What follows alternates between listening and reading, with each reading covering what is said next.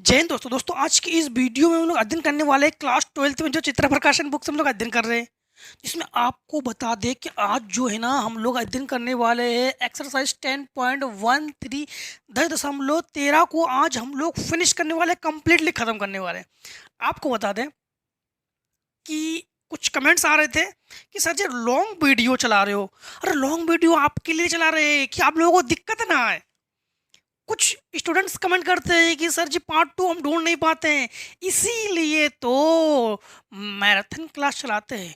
भले ही वो 2 घंटे का वीडियो हो, वो 2.5 घंटे का वीडियो हो, 1 डेढ़ घंटे का वीडियो हो, बट हम एक ही वीडियो में टोटल कवर कर देते हैं। क्यों? क्योंकि आप लोगों को पार्ट 2 पार्ट 3 ढूंढने में दिक्कत ना आए, पार्ट बनाने की कोई ज़रूरत है ही नहीं, इसीलिए एक में टोटल ख़त्म कर देते हैं। ये वीडियो भी कुछ लॉन्ग ही है, 10 दशमलव है तो वैसे 18 सवाल। देखो आप अपने बुक से मिला लेना, ठीक है। हो सकता है कि बुक में अक्सर चेंज वगैरह हो या आगे पीछे हो या क्वेश्चंस आगे पीछे हो, सारे क्वेश्चंस मिलाना, बुक लेके बैठिए फिर पढ़िए। है तो इसमें 18 सवाल, लेकिन कुछ पार्ट्स वगैरह दिए गए हैं, इसके लिए कुछ लॉन्ग वीडियो हो जाएंगे समथिंग, ठीक है। तो डरना नहीं है, बिना किसी हेजिटेशन के अंत तक वीडियो को देखते रहिए। पहला क्वेश्चन क्या है, ठीक है। बाकी जो फार्मूलेस वगैरह है ना, आप समझ जाओगे इसमें। लंब के बारे में जानते हो ना, जैसे मान लो ए और बी लंब है परस्पर, तो ए और बी का जो डॉट है वो 0 होना चाहिए। प्रक्षेप के लिए ए वेक्टर डॉट बी वेक्टर बटे माड बी वेक्टर, ये सब जानते हो आप लोग। देखो सबसे पहला क्वेश्चन क्या है, पहला क्वेश्चन है हमारे पास कि 2i कैप माइनस जे कैप, 2i कैप माइनस जे कैप प्लस के कैप प्लस के कैप, और इसके बाद है आई कैप प्लस जे कैप प्लस के कैप का प्रक्षेप ज्ञात कीजिए। सबसे पहली बात तो ध्यान रखना कि हमेशा आप लोग बुक लेकर बैठोगे, बुक से मिलाते जाओगे, क्वेश्चन मैच हो रहा है कि नहीं। प्रक्षेप ज्ञात कीजिए, प्रक्षेप का 1 नंबर का सवाल पूछा आता है, प्रक्षेप के लिए फार्मूला आना चाहिए। तो प्रक्षेप प्रक्षेप बराबर होता है A vector dot B vector बटे माड बी वेक्टर, ठीक। अब 2i कैप माइनस जे कैप प्लस के कैप, ठीक है। अब एक चीज ध्यान रखना कि माड के बारे में हमने पीछे बता चुके, माड को मापांक कहते हैं, परिमाण कहते हैं। तो सबसे पहली बात तो इसका देखो, सबसे पहली बात तो हमें ए बी ज्ञात नहीं है, तो हम लोग एक काम करते हैं, इसे ना ए वेक्टर बराबर मान लेते हैं और इसे ना बी वेक्टर बराबर मान लेते हैं। और सबसे पहले माड बी वेक्टर ज्ञात करते हैं। माड बी वेक्टर का मतलब हुआ है कि ये जो आई कैप जे कैप के कैप है, इसके गुणांकों का वर्ग। तो इससे गुणांक है 1, तो 1 का वर्ग, इसका गुणांक भी 1, तो 1 का वर्ग, और ये 1 का वर्ग, अर्थात अंडर रूट 1 प्लस 1 प्लस 1, अर्थात अंडर रूट 3। अब हम लोग ए वेक्टर डॉट बी वेक्टर निकालना चाहते हैं, तो इन दोनों गुणा करेंगे हम लोग। केवल आई कैप जे कैप के कैप गुणा करते हैं, बाकी किसी से गुणा नहीं करते, सिंपली समझ लो, ठीक है। तो 2 एकम 2, इसके बाद है 1 एकम 1, इसके बाद है 1 एकम 1, ठीक। तो ये हमारे पास बचा 2, तो हम लोग कहेंगे प्रक्षेप, ठीक। तो प्रक्षेप जो है ये हमारे पास ऊपर बना 2 और नीचे बना अंडर रूट 3, तो हम लोग कहेंगे कि 2 बटे अंडर रूट 3, बस इसी को आंसर के फॉर्म में हम लोग रख लेंगे। 1 नंबर में पूछा आता है ये। इसके बाद क्वेश्चन नंबर हमसे दूसरा क्या पूछा गया है, अच्छा बी पार्ट भी है। तो बी पार्ट में है, ये तो आपका ए पार्ट है, बी पार्ट में है कि आई कैप, तो ए वेक्टर मान लो, आई कैप माइनस 2 जे कैप, 2 जे कैप, फिर प्लस के कैप, और बी वेक्टर बराबर, ठीक, बी वेक्टर बराबर आपके पास, बी वेक्टर बराबर है 2i कैप प्लस जे कैप प्लस के कैप पर प्रक्षेप ज्ञात कीजिए, ठीक। तो आई होप इसे ज्ञात कर लोगे। प्रक्षेप प्रक्षेप तो फार्मूला लिख लिख कर करोगे ना, फार्मूला जब लिख लिख कर करोगे ना तो फार्मूला याद करने की कोई ज़रूरत नहीं, कर लोगे ना इसको। ठीक, आगे देखो क्वेश्चन नंबर आप लोग दूसरा। क्वेश्चन नंबर 2 में क्या है? क्वेश्चन नंबर 2 में है कि 2 3 माइनस 1, 2 3 माइनस 1, ठीक है, अच्छी बात है। -2 -4 3, -2 -4 3, ठीक है। और को मिलाने वाली सरल रेखा पर सदिश 4i कैप -3j प्लस के कैप का प्रक्षेप ज्ञात कीजिए। प्लस के कैप का प्रक्षेप ज्ञात कीजिए। अब आप लोग एक चीज ध्यान रखना, आप लोगों को पीछे दो सारे बीट, इसीलिए हम कहते हैं कि कंटिन्यू वीडियो को देखते आइए तो आपको ना कॉन्सेप्ट क्लियर हो जाएगा एकदम। अब देखो यहाँ पर हमारे पास इसे मानते हैं हम लोग बी वेक्टर मान लेते हैं फिलहाल में, ए वेक्टर हम ज्ञात करने वाले हैं। तो इसे सबसे पहले इसे हम लोग स्थिति सदिश बनाते हैं। स्थिति सदिश कैसे समझना, इसे हम ओ ए वेक्टर मानते हैं कि ओ ए वेक्टर, या ऐसा करते हैं हम लोग जानते हैं कि इससे इसी को तो घटाते हैं, मतलब समझना फार्मूला हमारे पास क्या होता है कि जो भी सदिश है तो x2 माइनस x1, फिर से एक बार समझना, जब दो बिंदु हो और दो बिंदु से एक सदिश बनाते हैं तो फार्मूला हम लोग क्या लगाते हैं समझना, x2 minus x1 I cap plus y2 minus y1 J cap plus z2 minus z1 K cap. Clear ना? तो यहाँ पर हम लोग जो है एक काम करते हैं, इसे मानते हैं x1 y1 z1, x2 y2 z2। Clear ना? तो यह -2 और फिर -2 आई कैप प्लस -4 -3 जे कैप प्लस 3 + 1 के कैप। क्यों प्लस? क्योंकि ये एक तो माइनस ऑलरेडी है और माइनस करोगे तो माइनस माइनस प्लस, इतना तो क्लियर है ना। माइनस माइनस हमारे पास क्या हो जाएगा प्लस। अब जो है यहाँ पर ये हो जाएगा हमारे पास माइनस, इसे माइनस ए वेक्टर, ठीक। तो -4, एक काम करते हैं, जब ये पहले ही दिया गया है तो एक चीज आपको क्लियर करनी है, अभी बता रहे हैं, पहले इसको बना लेते हैं, इसको भी सदिश नहीं मान रहे। 4i कैप -7 जे कैप और +4 के कैप। अब क्वेश्चन के अकॉर्डिंग ए बी मानेंगे, समझना। जैसे क्वेश्चन हमारे पास कह रहा है कि पर सदिश 4i कैप जे कैप का तो मिलाने वाली, तो मतलब समझना इसे आप लोग बी वेक्टर मानोगे और इसे आप लोग ए वेक्टर मानोगे। जैसे मान लो क्वेश्चन नंबर आपका इसमें पहले का बी पार्ट में का प्रक्षेप इसके पर ज्ञात कीजिए, जिस पर ज्ञात कीजिए ना, जिस पर, तो जैसे जिस पर, इस पर ज्ञात करोगे तो इसको मानोगे ए और इसे मानोगे बी। जिस पर ज्ञात करोगे उसे ए मानोगे, जिस पर ज्ञात करोगे उसे ए मान लोगे और जिस पर जो पहले वाले बिंदु है उसको बी मान लोगे। अब समझना, जैसे प्रक्षेप ज्ञात करोगे ना तो प्रक्षेप ए वेक्टर डॉट बी वेक्टर बटे माड बी वेक्टर। तो सबसे पहली बात तो हम लोग माड बी वेक्टर को ज्ञात कर लेते हैं। अंडर रूट में 4 का वर्ग 16, 7 का वर्ग 49, 4 का वर्ग 16, अंडर रूट में 16 कम 16, 16 दूनी 32 प्लस 49, तो अंडर रूट में 9 2 11 बचा 1 7 और 1 8, अर्थात ये बना 9। अब ए और डॉट बी निकालो, तो A vector dot B vector गुणा करो तो 4 चौको 16 माइनस 4 7 या 21 प्लस 4 एकम 4, तो ये हमारे पास 25 - 16 घटा लो तो यहाँ से एक 15 से बचा 9, तो 9 ही बचा हमारे पास। तो हम लोग कहेंगे प्रक्षेप जो है ये हमारे पास 9/9 अर्थात कटकर 1।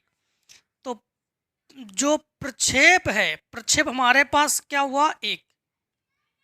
बस यही हमारे पास हो गया आंसर। तो प्रक्षेप हमारे पास क्या हुआ 1।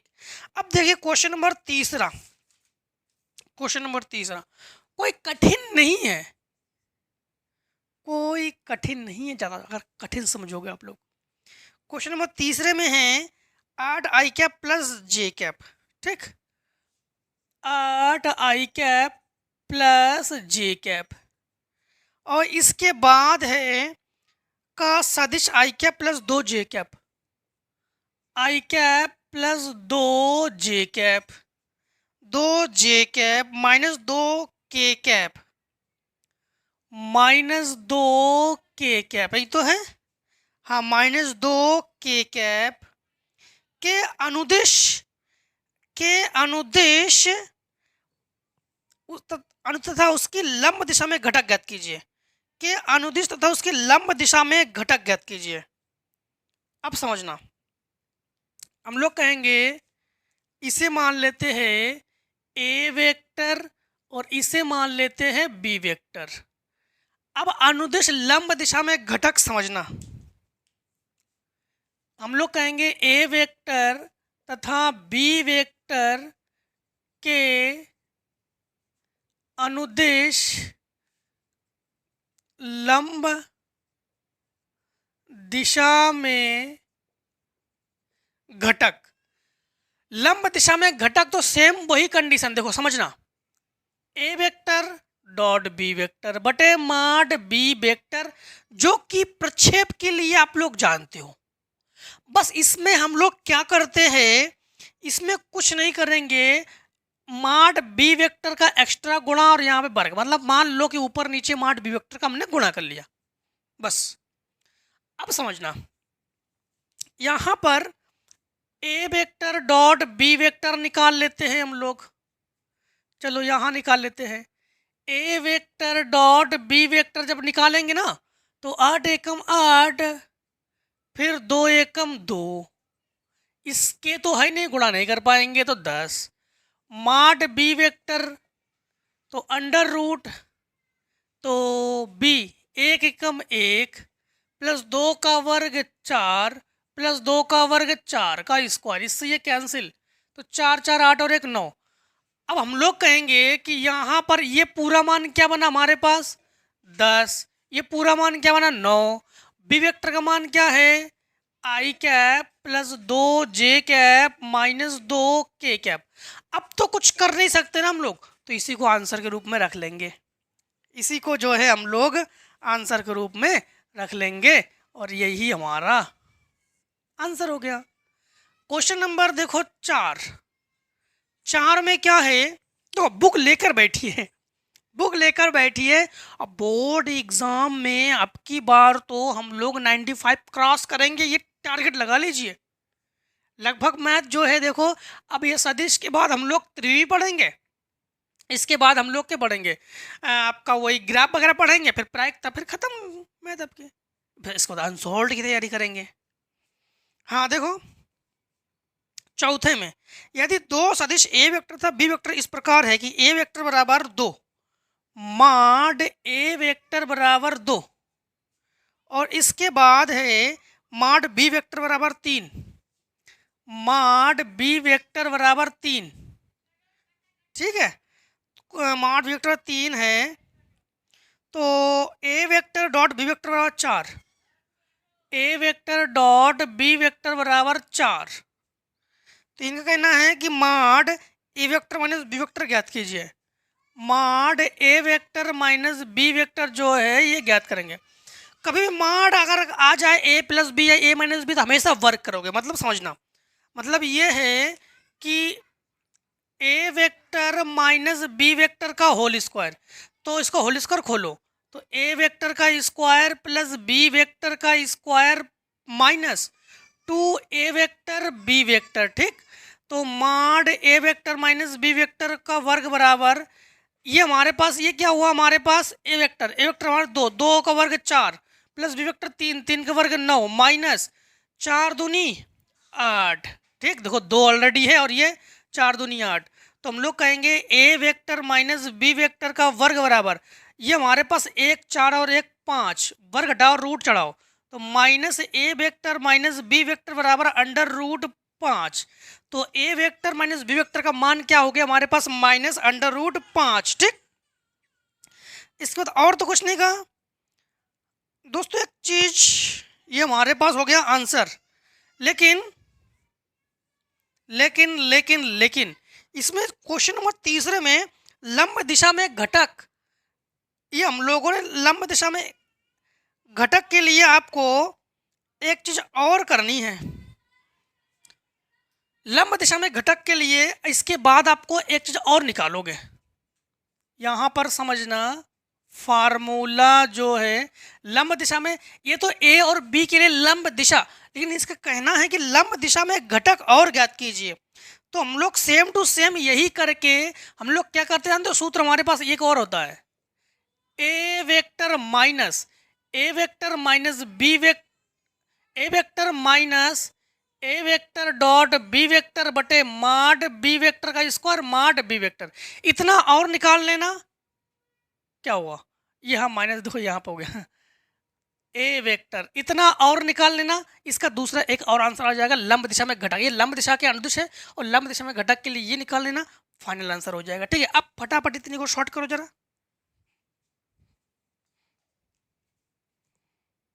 क्वेश्चन नंबर हम लोग करेंगे 5। हाँ, 5 में है कि यदि 3 इकाई सदिश A vector B vector C vector परस्पर लंब है तो A vector plus B vector plus C vector का मान आप लोग ज्ञात कीजिए।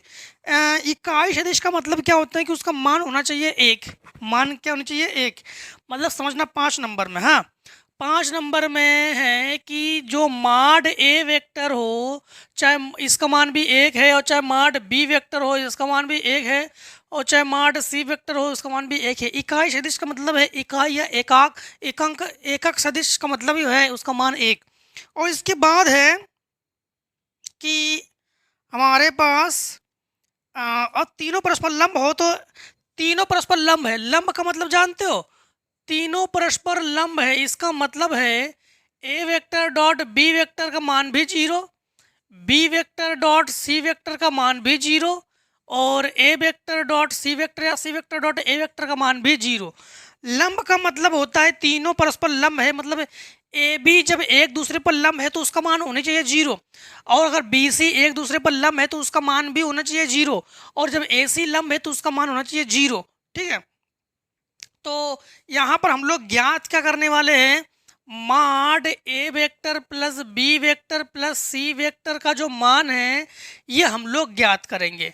अब यहाँ पर देखो, हम लोग जब माड ए प्लस बी वेक्टर, हाँ, तो mod A vector plus B vector plus C vector का जो मान है जब ये ज्ञात करेंगे तो एक फार्मूला है जो कि आप लोग पीछे पढ़ चुके हो नीचे की क्लासों में, A plus B plus C का whole square, A square plus B square plus C square plus 2ab plus 2bc plus 2ca, उसी फार्मूले के अकॉर्डिंग। ठीक, तो हम लोग कहेंगे कि mod A vector plus mod B vector plus mod C vector बराबर का सभी का whole square plus 2 A vector B vector plus 2 B vector C vector plus 2 C vector A vector.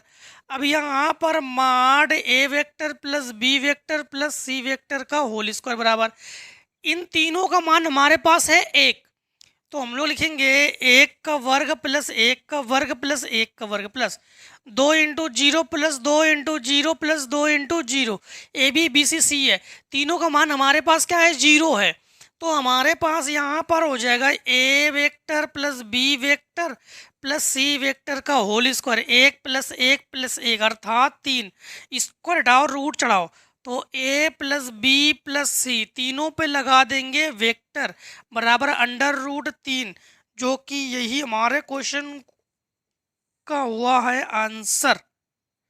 Clear? अब देखो क्वेश्चन नंबर आगे, question number 6, question number 6 में क्या है कि ए वेक्टर बराबर 4 आई कैप, ए वेक्टर बराबर 4 आई कैप प्लस 5 जे कैप प्लस 5 जे cap minus के कैप, ठीक। और बी वेक्टर बराबर हमारे पास है आई cap minus 4 J cap, I cap minus 4 J cap, 4 J cap plus 5 K cap plus 5 K cap. और सी वेक्टर बराबर हमारे पास है 3 आई कैप माइनस जे कैप, नहीं प्लस जे कैप माइनस के कैप,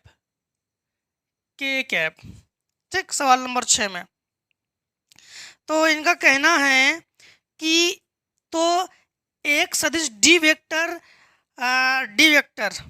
यदि तथा सदिश ए वेक्टर और बी वेक्टर पर परस्पर लंब इस प्रकार है कि डी सी बराबर 21। हमारे पास ये भी दिया गया है कि D vector dot C vector बराबर हमारे पास 21, ठीक है। बराबर हमारे पास क्या है 21। और हमारे पास ये है कि डी जो है ए और बी पर लंब है, तो डी वेक्टर ए वेक्टर तथा बी वेक्टर पर लंब है। और लंब का मतलब जानते हो ना कि उसका मान होना चाहिए 0। मतलब कैसे अभी बता रहे हैं, लंब है, हमें ज्ञात क्या करनी है, अच्छा डी वेक्टर को हम लोग ज्ञात करेंगे, जो डी वेक्टर है वही हम लोग ज्ञात करेंगे। हमने सबसे पहले बात तो मान लिया, क्या माना समझना, माना कि डी वेक्टर बराबर हमारे पास X I cap plus Y J cap plus Z K cap. अब एक चीज समझना कि डी वेक्टर इन तीनों पर लंब है, इसका मतलब क्या है कि डी वेक्टर ए वेक्टर बराबर भी 0, डी वेक्टर और बी वेक्टर बराबर भी 0 और डी सी वेक्टर हमारे पास 21। अब समझना, अब जो है समझना डी और ए वेक्टर बराबर 0, तो हम लोग कहेंगे D vector dot A vector बराबर 0। तो हम लोग यहाँ पर डी के जगह वैल्यू रखेंगे x I cap plus Y J cap plus Z K cap. और इसके बाद हमारे पास ए वेक्टर का मान क्या है 4 आई कैप प्लस 5 जे कैप माइनस के कैप बराबर 0। गुणा करोगे तो 4x plus 5y minus Z बराबर 0, समीकरण डाल दो 1। क्लियर। अब जो है हम लोग डी बी बराबर 0 हमारे पास, तो हम लोग कहेंगे कि D vector dot B vector बराबर हमारे पास 0, तो डी का मान हमारे पास X I cap plus Y J cap plus Z K cap और डॉट बी का मान हमारे पास I cap minus 4 J cap plus 5 K cap बराबर 0। समझ में आ रहा है ना आप लोगों को, दिक्कत नहीं होनी चाहिए। देखो फिर इसका गुणा करेंगे, आई के साथ गुणा जे के साथ गुणा के साथ गुणा करते हैं हम लोग, है ना।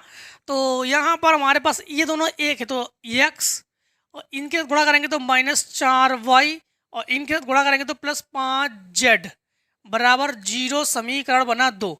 और हमारे पास डी वेक्टर और सी वेक्टर का मान हमारे पास 21 है, तो डी वेक्टर और सी वेक्टर, डी का मान हमारे पास क्या है x I cap plus Y J cap plus Z K cap, और सी का मान हमारे पास क्या है 3 आई कैप प्लस जे कैप माइनस के कैप बराबर 21, ये है ना सी का मान।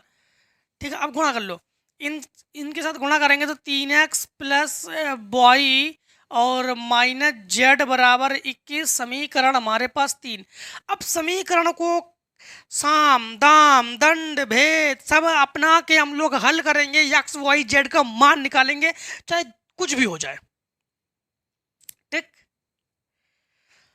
हाँ अब समीकरणों को हल करते हैं। ठीक है, तो सबसे पहली बात तो हम लोग एक काम करते हैं कि समीकरण 2 में 4 से गुणा कर लेते हैं और समीकरण 1 से घटा देते हैं। तो देखो यहाँ पर समझना, समीकरण 1 को पहले लिख रहे, ठीक है। यहाँ पर ऐसे लिखो, समीकरण 1 से घटाएंगे 2 को और 2 में 4 से गुणा करेंगे। समझना, एक क्या है हमारे पास 4x प्लस 5y और माइनस जेड बराबर 0, गुणा करो 4 से तो 4x माइनस 4 चौको 16y माइनस 5 चौको प्लस 5 चौको 20z। अगर कहीं पर धोखे से अगर प्लस माइनस मिस्टेक हो जाए तो सवाल का काम खत्म, ये तो कैंसिल हमारे पास, ठीक। अब यहाँ पर हमारे पास 16 5 21y और ये हमारे पास माइनस 21z बराबर 0। 21 को ले लो कॉमन, तो 21 हमने लिया कॉमन, तो हमारे पास बचा y माइनस जेड बराबर 0।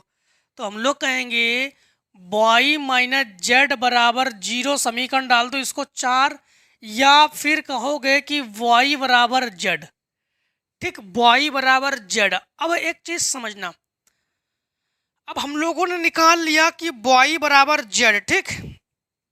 एक काम करते हैं, अब समीकरण देखो 2 और 3 को घटा लो, तो हम लोग समीकरण 2 से 3 को घटाने पर किंतु 2 में 3 से गुणा कर लो, तो 3x और माइनस 4 तिया 12y प्लस 5 तिया 15z बराबर 0, ठीक। 3x 4 तिया 12 15, ठीक है। 3x plus Y, 3x plus Y, 3x plus Y minus Z बराबर 21, माइनस माइनस प्लस फिर माइनस, ठीक। अब यहाँ पर ये कैंसिल हुआ, ये हमारे पास माइनस 13y और ये हमारे पास प्लस 16z बराबर हमारे पास 21, ठीक है। अब एक चीज यहाँ पर समझो, y की जगह z की जगह हम लोग, ये दोनों ही समीकरण 4 है, ठीक। y की जगह हम लोग z की जगह y लिख सकते हैं, तो हम लोग जो है यहाँ पर लिख रहे हैं माइनस 13z y की जगह और प्लस 16z बराबर 21, घटा लोगे तो 3z बराबर 21, तो 3 सत्ते 21, तो z बराबर 7, अर्थात हम लोग कहेंगे y बराबर भी 7। अब हम लोग जो है इसे समीकरण 1 में रख लो, तो z तथा y का मान हम लोग रख लेंगे समीकरण 1 में। यहाँ पर एक और समझना कि यहाँ पर ये माइनस, तो ये माइनस, ये माइनस और ये माइनस और ये माइनस और ये माइनस, ठीक। अब यहाँ पर रखोगे तो 4x माइनस 35 और प्लस 7 बराबर 0, तो 4x बराबर आपके पास 28, 4 सत्ते 28, तो x बराबर आप लोग कहोगे 7। अब d में मान रख लो, d भाई साहब कहाँ है भाई साहब, d ये, तो यहाँ पर d वेक्टर बराबर देखो ये 7 i कैप फिर माइनस 7 j कैप और माइनस 7 k कैप, या फिर आप लोग 7 को कॉमन ले लो अगर लेना चाहते हो, तो 7 जब कॉमन लेंगे तो i cap minus j cap minus k cap, दोनों ही आंसर कॉमन लो ना लो कोई बात नहीं, ठीक है। अब एक काम करो फटाफट दोस्तों, इतने का शॉर्ट कर लो। क्वेश्चन नंबर लॉन्ग है क्या? हाँ लॉन्ग है। क्वेश्चन नंबर कौन सा हम लोग लॉन्ग हुआ है, 7 नंबर करेंगे। चलो 7 नंबर से पहले इतने को आप लोग शॉर्ट जरूर कर लो।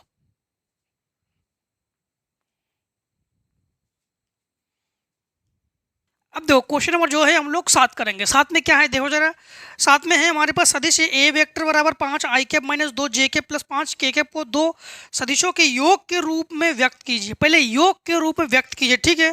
पहला बी वेक्टर 3 आई कैप और के कैप के समांतर तथा दूसरा बी पर लंब है। पहला तो बी वेक्टर पर समांतर है और दूसरा जो है बी वेक्टर पर लंब है। समांतर और लंब के बारे में सबसे पहले बता देते हैं, उससे पहले आपको बताते हैं कि मान क्या दिया गया हमारे पास 7 मान, ठीक है।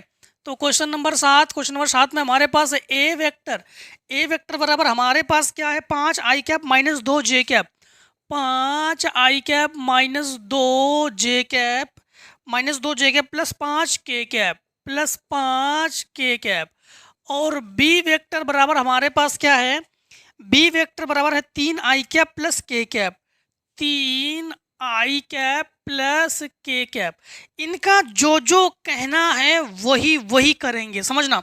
इनका कहना क्या है, पहले तो इनका कहना है कि दो सदिशों के योग के रूप में व्यक्त कीजिए। योग के रूप में, जो सबसे पहली बात तो योग के रूप में, तो हम लोग कहेंगे योग के रूप में। तो जैसे ए वेक्टर है तो इसको हम लोग a1 vector plus a2 vector के रूप में हम लोगों ने इसको बदल लिया है योग के रूप में।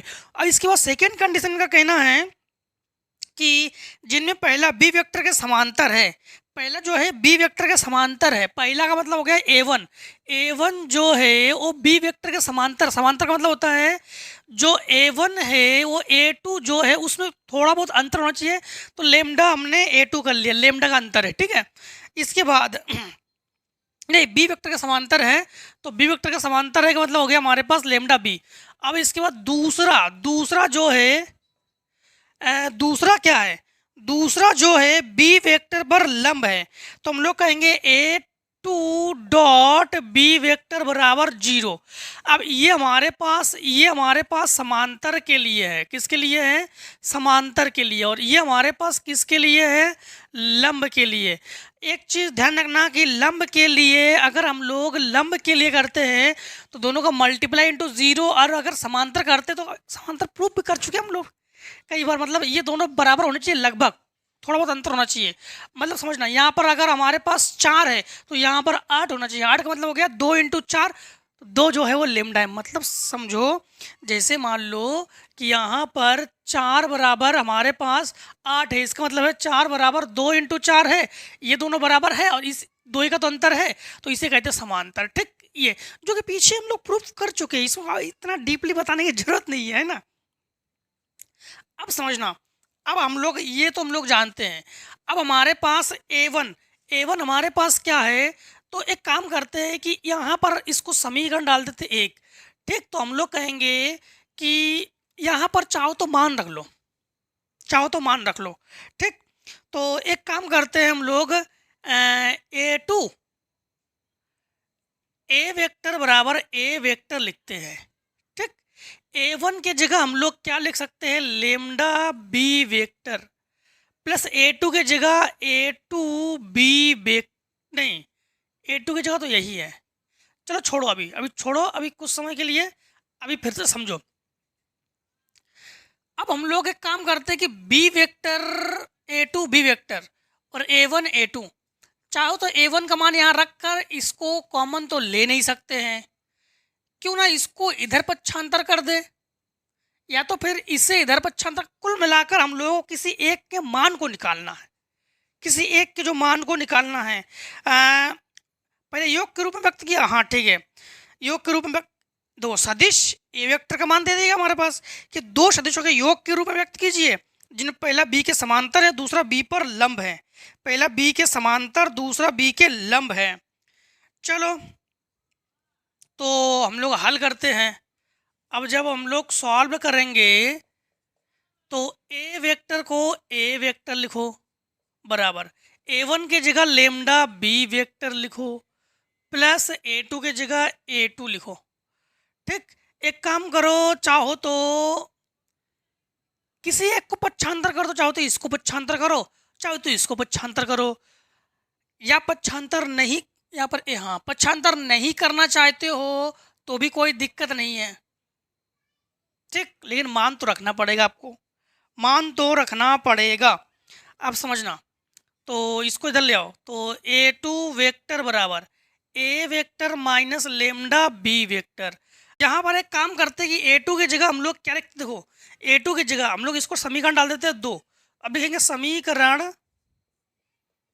2 से, समझना a2 की जगह लिखेंगे हम लोग a vector minus lambda B vector. ठीक, और ये हमारे पास डॉट बी वेक्टर बराबर 0, गुणा करो, तो इसके साथ गुणा करेंगे तो A vector dot B vector minus lambda B vector का ये हो जाएगा होल स्क्वायर। ठीक है, ये होल स्क्वायर बराबर 0।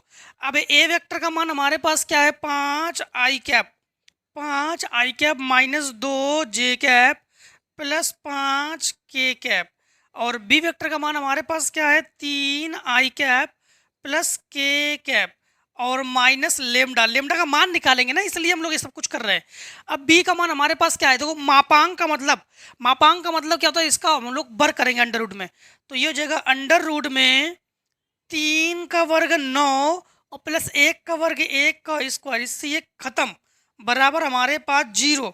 तो इन आई के साथ आई और जे के साथ जे और के गुणा करते तो आपको पता ही है ना, तो 3 पचे 15 और 5 एकम 5 और माइनस ये हो गया 10, बराबर हमारे पास 0। इसको पक्षांतर करो तो माइनस 10 लैम्डा बराबर हमारे पास 20, 10 दूनी 20, तो लेमडा बराबर हम लोग कहेंगे 2, माइनस से माइनस कैंसिल। अब लेमडा का मान जो है हम लोग समीकरण हम लोग कहाँ रख सकते हैं, चाहो तो यही रख लो, ठीक, या यहाँ रख लो, इसी को तो समीकरण हम लोग कुछ नहीं माना, तो फिर ध्यान रखना कि यहाँ पर रख रहे हैं, ठीक है। तो ए वन वेक्टर बराबर हमारे पास क्या है, लेमडा बी वेक्टर, ठीक। तो ए1 वेक्टर बराबर हमारे पास लेमडा की जगह रखेंगे हम लोग 2 और बी वेक्टर की जगह रखेंगे हम लोग 3 आई कैप प्लस के कैप। तो ए1 वेक्टर बराबर हमारे पास 3 दूनी 6 आई कैप प्लस 2 के कैप।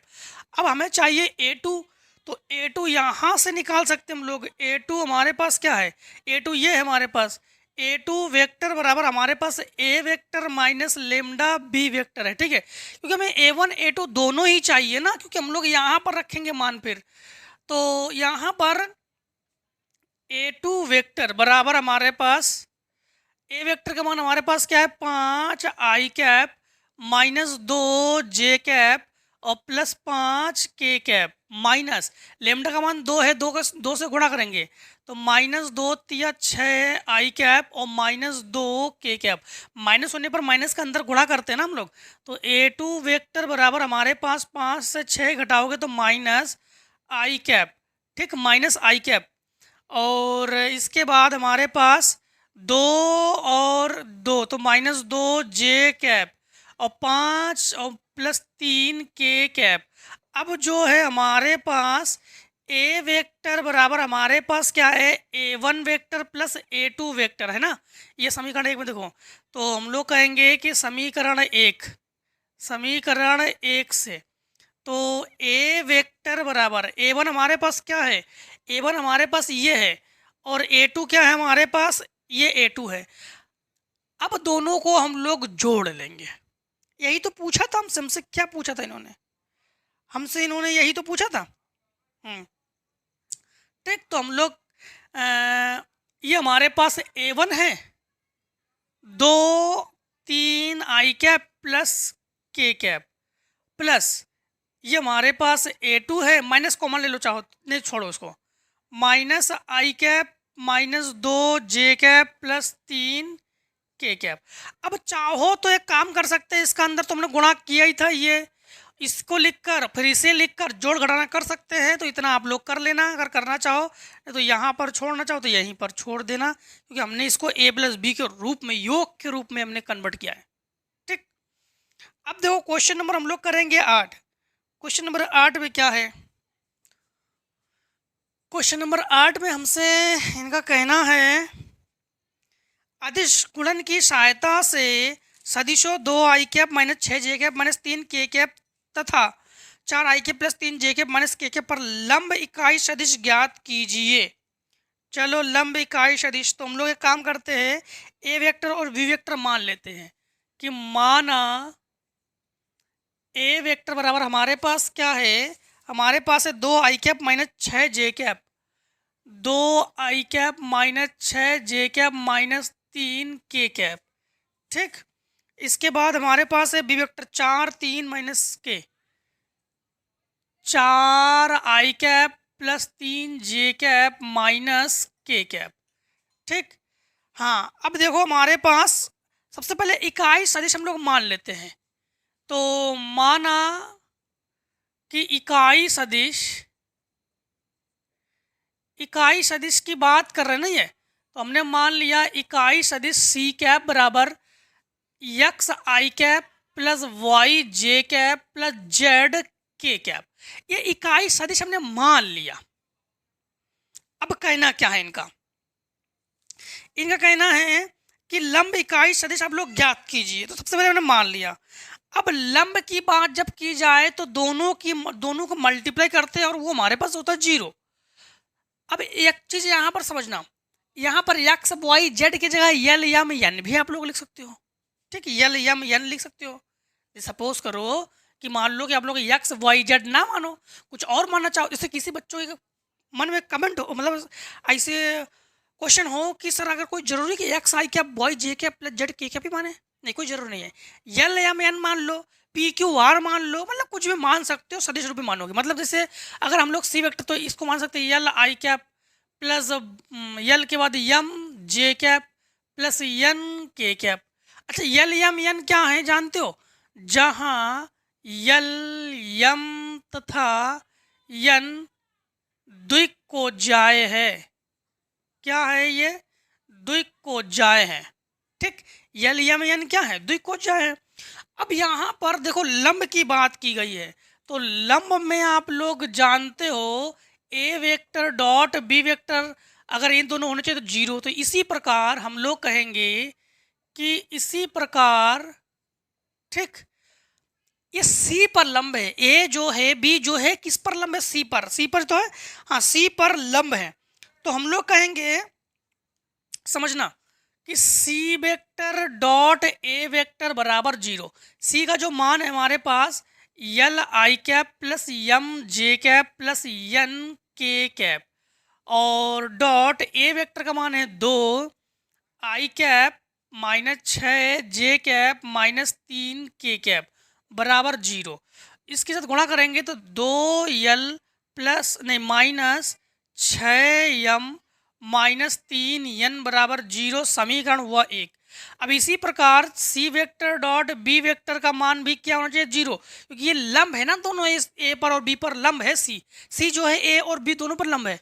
तो मतलब हमारे पास सी का मान जो है हमारे पास यल आई कैप प्लस यम जे कैप प्लस यन के कैप, और बी का मान हमारे पास क्या है? 4 3 माइनस 1, तो 4 आई कैप फिर माइनस 3 प्लस 3 जे कैप और माइनस के कैप बराबर 0। गुणा करोगे तो 4 यल प्लस 3 यम माइनस यन बराबर 0, समीकरण हुआ 2। अब समीकरण को हल करेंगे, यल यम यन का मान निकालेंगे, अब वही मान हम लोग यहाँ रखेंगे, वही तो हमारे पास है जो कि हम लोगों ने मान लिया था इकाई सदिश, वही ज्ञात करेंगे। अब समीकरणों को तो आपको हल करना ही पड़ेगा। अब यहाँ पर एक चीज समझना, इसको जो है हम लोग 3 समीकरण हैं वज्र गुणनखंड विधि से करते हैं। किससे करते हैं? वज्र गुणनखंड विधि से। तो हम लोग करेंगे इसको, यहां लिख देते हैं वज्र गुणनखंड विधि। वज्र गुणनखंड विधि आप लोग हाई स्कूल में पढ़ चुके हो, याद करो, हाई स्कूल में पढ़ चुके हो।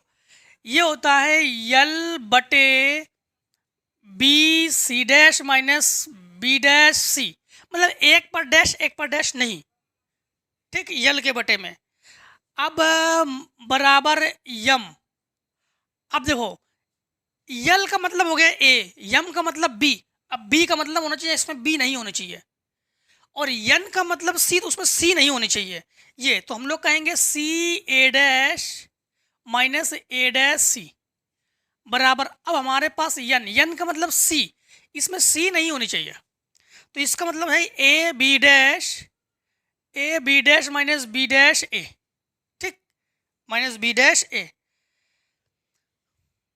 रुक जाओ, गड़बड़ तो नहीं हुआ? गड़बड़ हुआ है यहाँ पर इस पर डैश नहीं है, इस पर डैश, इस एक बार इस पर डैश और एक बार इस पर डैश, ए सी डैश, ऐसे करो तो समझ में आ जाएगा। बी सी डैश सी सी डैश ए, फिर ए डैश बी, फिर बी ए डैश बी, फिर ए बी डैश। ठीक, ए बी डैश, ऐसे करो। अब समझना कि इनका लंब इकाई सदिश इनकी बात की गई है। ठीक, बाद में डैश, बाद में डैश, अब समझना इसमें, फिर से एक बार समझो।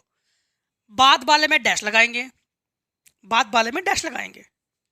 यल का मतलब ए नहीं होनी चाहिए उसमें, यम का मतलब बी नहीं होना चाहिए उसमें, और एन का मतलब सी उसमें नहीं होनी चाहिए। तो B C, B C, C A B, dash हमेशा बाद वाले से लगा स्टार्ट करेंगे, ठीक। तो B C dash C A dash. अब हम लोग इसको मान, यहाँ पर A B A dash B dash हमें मान चाहिए ना। तो देखो ए बराबर हमारे पास क्या है, ए बराबर 2, ए बराबर 2, बी बराबर -6 और सी बराबर हमारे पास -3, ठीक। और ए डैश बराबर हमारे पास है 4, बी डैश बराबर हमारे पास 3 और सी डैश बराबर -1, गुणांक लेंगे, ठीक। अब यहाँ पर मान रख के हल करेंगे। तो यल के जगह तो हम लोग यल लिखेंगे, क्योंकि यल एम तो हम लोग ज्ञात करने वाले है, बटे बी सी डैश। तो बी सी डैश तो माइनस माइनस प्लस, 6 एकम 6, ठीक। चलो लिख देते हैं। बी हमारे पास -6 इंटू -1 माइनस बी डैश हमारे पास 3 इंटू सी हमारे पास है -3 बराबर यम बटे सी हमारे पास है -3 इंटू ए डैश हमारे पास है 4 माइनस सी डैश हमारे पास है -1 इंटू ए हमारे पास है 2 बराबर यन, ए हमारे पास है 2, बी डैश हमारे पास है 3 माइनस ए डैश हमारे पास है 4 और बी हमारे पास है -6, ठीक। बस अब हम लोग गुणा कर लेंगे यल बटे माइनस माइनस प्लस, 6 एकम 6 माइनस माइनस प्लस 3 बराबर यम, ये -12 और माइनस माइनस प्लस 2 बराबर यन, ये 6 और माइनस माइनस प्लस 24। तो यल बटे 9 बराबर यम बटे -10 बराबर यन बटे 30। अब हम लोग एक चीज जानते हैं, क्या जानते हैं, द्विकोज्या के नियम से। अगर याद करो, अगर आप लोग पीछे हमने आपको पढ़ा चुके हैं इसके बारे में, तो आपको याद है, क्या याद है कि हम लोग इसके बराबर मानते हैं कि माना यल बटे 9 बराबर यम बटे -10 बराबर यन बटे 30 बराबर लेमडा। तो टोटल मान, सभी मान किसके बराबर है, लेमडा के बराबर है। तो हम लोग कहेंगे यल बटे 9 बराबर लेमडा, यम बटे -10 बराबर लेमडा और यन बटे 30 बराबर लेमडा। अब हम लोग एक काम करते हैं, कुछ रेस करते हैं इधर से, ठीक है। चलो हाँ, इधर से रेस करते हैं, थोड़ा सा आप लोग देख लो, ठीक। तो इसकी फिर आगे से सवाल इसके उधर लगा देते हैं।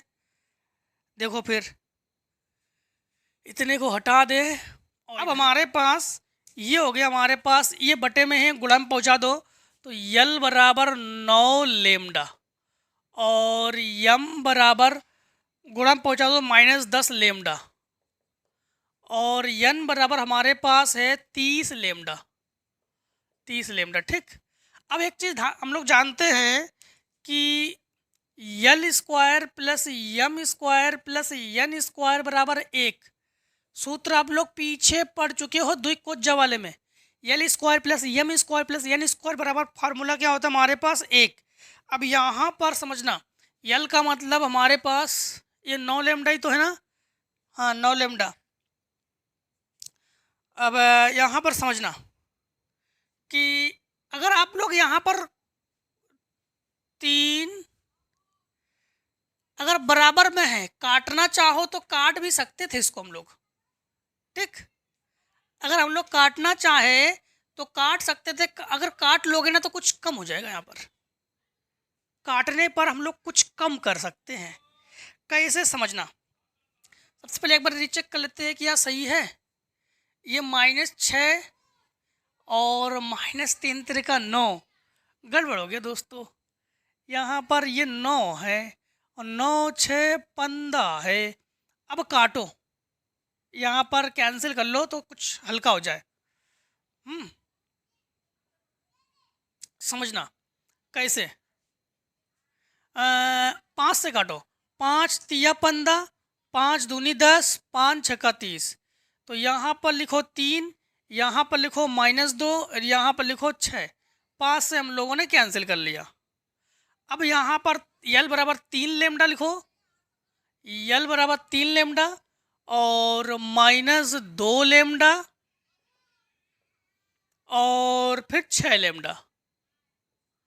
अब यहाँ पर यल स्क्वायर तो हम लिखेंगे 9 lambda square plus 4 lambda square plus 36 lambda square बराबर 1। ये 40 49, तो 49 लेमडा स्क्वायर बराबर 1 बटे में पहुँचा दो, तो लेमडा स्क्वायर बराबर 1 बटे 49, अर्थात हम लोग कहेंगे कि लेमडा बराबर 1 बटे 7। अब लेमडा का मान हम लोग यहाँ पर रखेंगे, ठीक। इसे डाल दो समीकरण 1, तो हम लोग कहेंगे लेमडा का मान हम लोग कहाँ रखेंगे, समीकरण 1 में। समझना, लेमडा बटे 3 नहीं यल बटे 3 बराबर लेमडा, तो लेमडा की जगह हम लोग देखो यल बटे 3 बराबर लेमडा है, तो यहाँ पर रखना चाहते हैं हम लोग क्या 1 बटे 7, तो 1 बटे 7 अर्थात हम लोग कहेंगे कि यल बराबर 3 बटे 7, ठीक। अब हम लोग यहाँ पर देखो समझो, या यहीं पर रख लो, यहीं पर रख लो, सिंपल है। इसको समीकरण 1 ना मानकर इसको समीकरण 1 मान लो, यहाँ रख लो, ठीक है। समझना आप फिर से एक बार, यल बराबर 3 इंटू 1 बटे 7 अर्थात 3 बटे 7। फिर यम बराबर हम लोग कहेंगे -2 इंटू 1 बटे 7 अर्थात -2 बटे 7। और यन बराबर 6 इंटू 1 बटे 7 अर्थात 6 बटे 7। अब जो है हम लोग कहाँ रखेंगे, हमारे पास ये सी कैप बराबर, सी कैप हमारे पास क्या है, सी कैप बराबर हमारे पास है यल आई कैप प्लस यम जे कैप प्लस यन के कैप। यहाँ पर मान लेमडा का मान रखने पर नहीं, में मान रखने पर तो सी कैप बराबर यल की जगह हम लोग क्या रखेंगे 3 बटे 7, तो 3 बटे 7 आई कैप प्लस यहाँ पर -2 बटे 7 जे कैप और प्लस 6 बटे 7 के कैप। बटे 7 कॉमन ले लो, तो सी कैप बराबर 1 बटे 7 कॉमन है, तो 3 आई कैप -2 जे कैप प्लस 6 के कैप। अब ये हुआ दोस्तों आंसर। अब इस आंसर को चेक करने के बाद बाई चांस अगर मिस्टेक कहीं हो तो कमेंट सेक्शन में कमेंट मत कर देना कि सर जी यहाँ पे आंसर गलत है। लॉन्ग क्वेश्चन है, जब लॉन्ग आंसर हो ना तो कहीं प्लस माइनस अगर दिक्कत हो जाती है तो फिर आंसर हो सकता है कि मिस्टेक आ जाए, ठीक। तो एक बार चेक कर लेना, कमेंट सेक्शन में कमेंट मत कर देना कि सर जी जो आंसर है वो मिस्टेक है, ठीक है। इसको चेक कर लेना, कहीं दिक्कत तो हो सकता है प्लस माइनस को देख लेना एक बार, ठीक। वैसे आई होप आंसर मिस्टेक नहीं होनी चाहिए, तो शॉर्ट कर लो इतने को।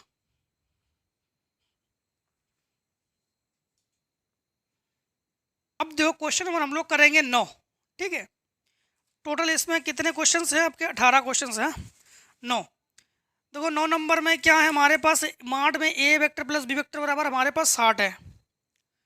क्वेश्चन नंबर 9 में है माड A vector plus B vector बराबर हमारे पास क्या है 60 है। इसके बाद है माड A vector minus B vector, माड A vector minus B vector बराबर हमारे पास क्या है, हमारे पास 40 है, ठीक है। और माड बी वेक्टर बराबर हमारे पास क्या है 46 है। तो ए वेक्टर का मान ज्ञात कीजिए, 46 है तो माड ए वेक्टर का जो मान है ये ज्ञात कर लीजिए।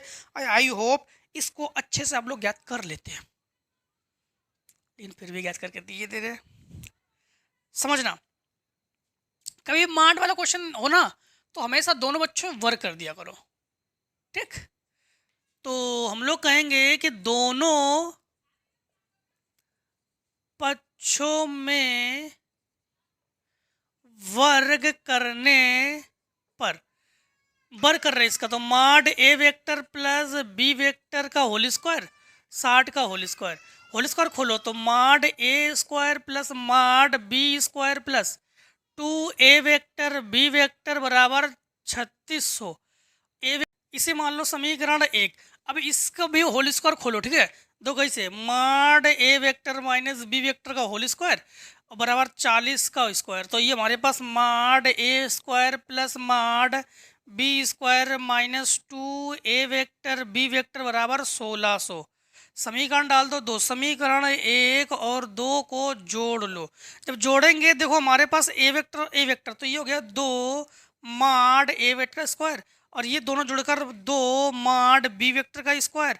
ये दोनों माइनस प्लस कैंसिल, और ये हम लोग जोड़ रहे हैं तो हमारे पास कितना हो जाएगा, ये 00, ठीक, 6 6 12 बचा 1, 2 ले लो कॉमन, 2 हमारे पास कॉमन है। तो ये हमारे पास mod A square plus mod B square बराबर, ये काटो तो 26 दूनी 52, 2600, ठीक। अब हम लोग एक काम करते हैं, तो माड ए स्क्वायर प्लस ये बी का मान है 46, तो 46 का वर्ग बराबर 2600। अब ये हमारे पास माड ए स्क्वायर बराबर ये 2600 और माइनस 2116, इसको 95 कर दो ना, 46 का वर्ग, तो ये हमारे पास कितना आ जाएगा, तो माड ए स्क्वायर बराबर 484 घटा लो, तो माड ए बराबर ये 22 का वर्ग है। तो माड ए का मान हमारे पास क्या है, जो है हमारे पास 22 है। तो यही हमारे पास आंसर है। क्वेश्चन नंबर 10 में क्या है, क्वेश्चन नंबर 10 में है कि यदि ए वेक्टर बराबर माड बी वेक्टर, ठीक, माड ए वेक्टर बराबर माड बी वेक्टर, ठीक, ये हमारे पास दिया गया है। और इसके बाद हमारे पास क्या है कि हमारे पास है कि A vector plus B vector फिर ए वेक्टर माइनस बी वेक्टर, ठीक, का मान आप लोग ज्ञात करके ज़रा इन्हें दीजिए। तो लीजिए भाई साहब, हम लोग जब ये वर्गांतर का फार्मूले के रूप में जानते हैं कि ये माड ए स्क्वायर माइनस माड बी स्क्वायर, और ये दोनों आपस में बराबर है, तो हम लोग कह सकते हैं कि माड ए स्क्वायर माइनस इसके जगह भी हम लोग ए स्क्वायर लिख सकते हैं, तो माड ए स्क्वायर, ये दोनों कैंसिल तो बराबर 0, यही आंसर, ठीक। अब देखो ये 10 का हमारे पास बी पार्ट में क्या है, ये तो ए पार्ट है, बी पार्ट में क्या है, ज्ञात कीजिए कि किस दशा में ए वेक्टर डॉट बी वेक्टर का स्क्वायर बराबर हमारे पास ए स्क्वायर बी स्क्वायर होगा, ए स्क्वायर बी स्क्वायर होगा। अब यही तो है हमारा। अब एक चीज़ यहाँ पर आपको समझना है कि सबसे पहली बात तो है, इनका कहना है किस दशा में, किस दशा में A square dot B square, dot ही तो है ना, हाँ, डॉट बी स्क्वायर बराबर हमारे पास। अब एक चीज़ यहाँ पर समझना कि हम लोग जानते हैं कि बीच का कोण कॉस थीटा बराबर ए डॉट बी बटे माड ए और माड बी, इस फार्मूले से परिचित होना।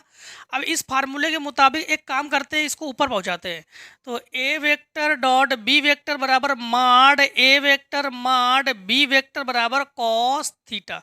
इसको हम लोग ऐसे भी लिख सकते हैं कि A vector dot B vector बराबर ए वेक्टर बी, नहीं, हाँ, A vector B vector cos theta, dot का मतलब, ठीक, डॉट हटाते हैं तो कॉस थीटा लिखते हैं, क्रॉस हटाते हैं तो साइन थीटा लिखते हैं।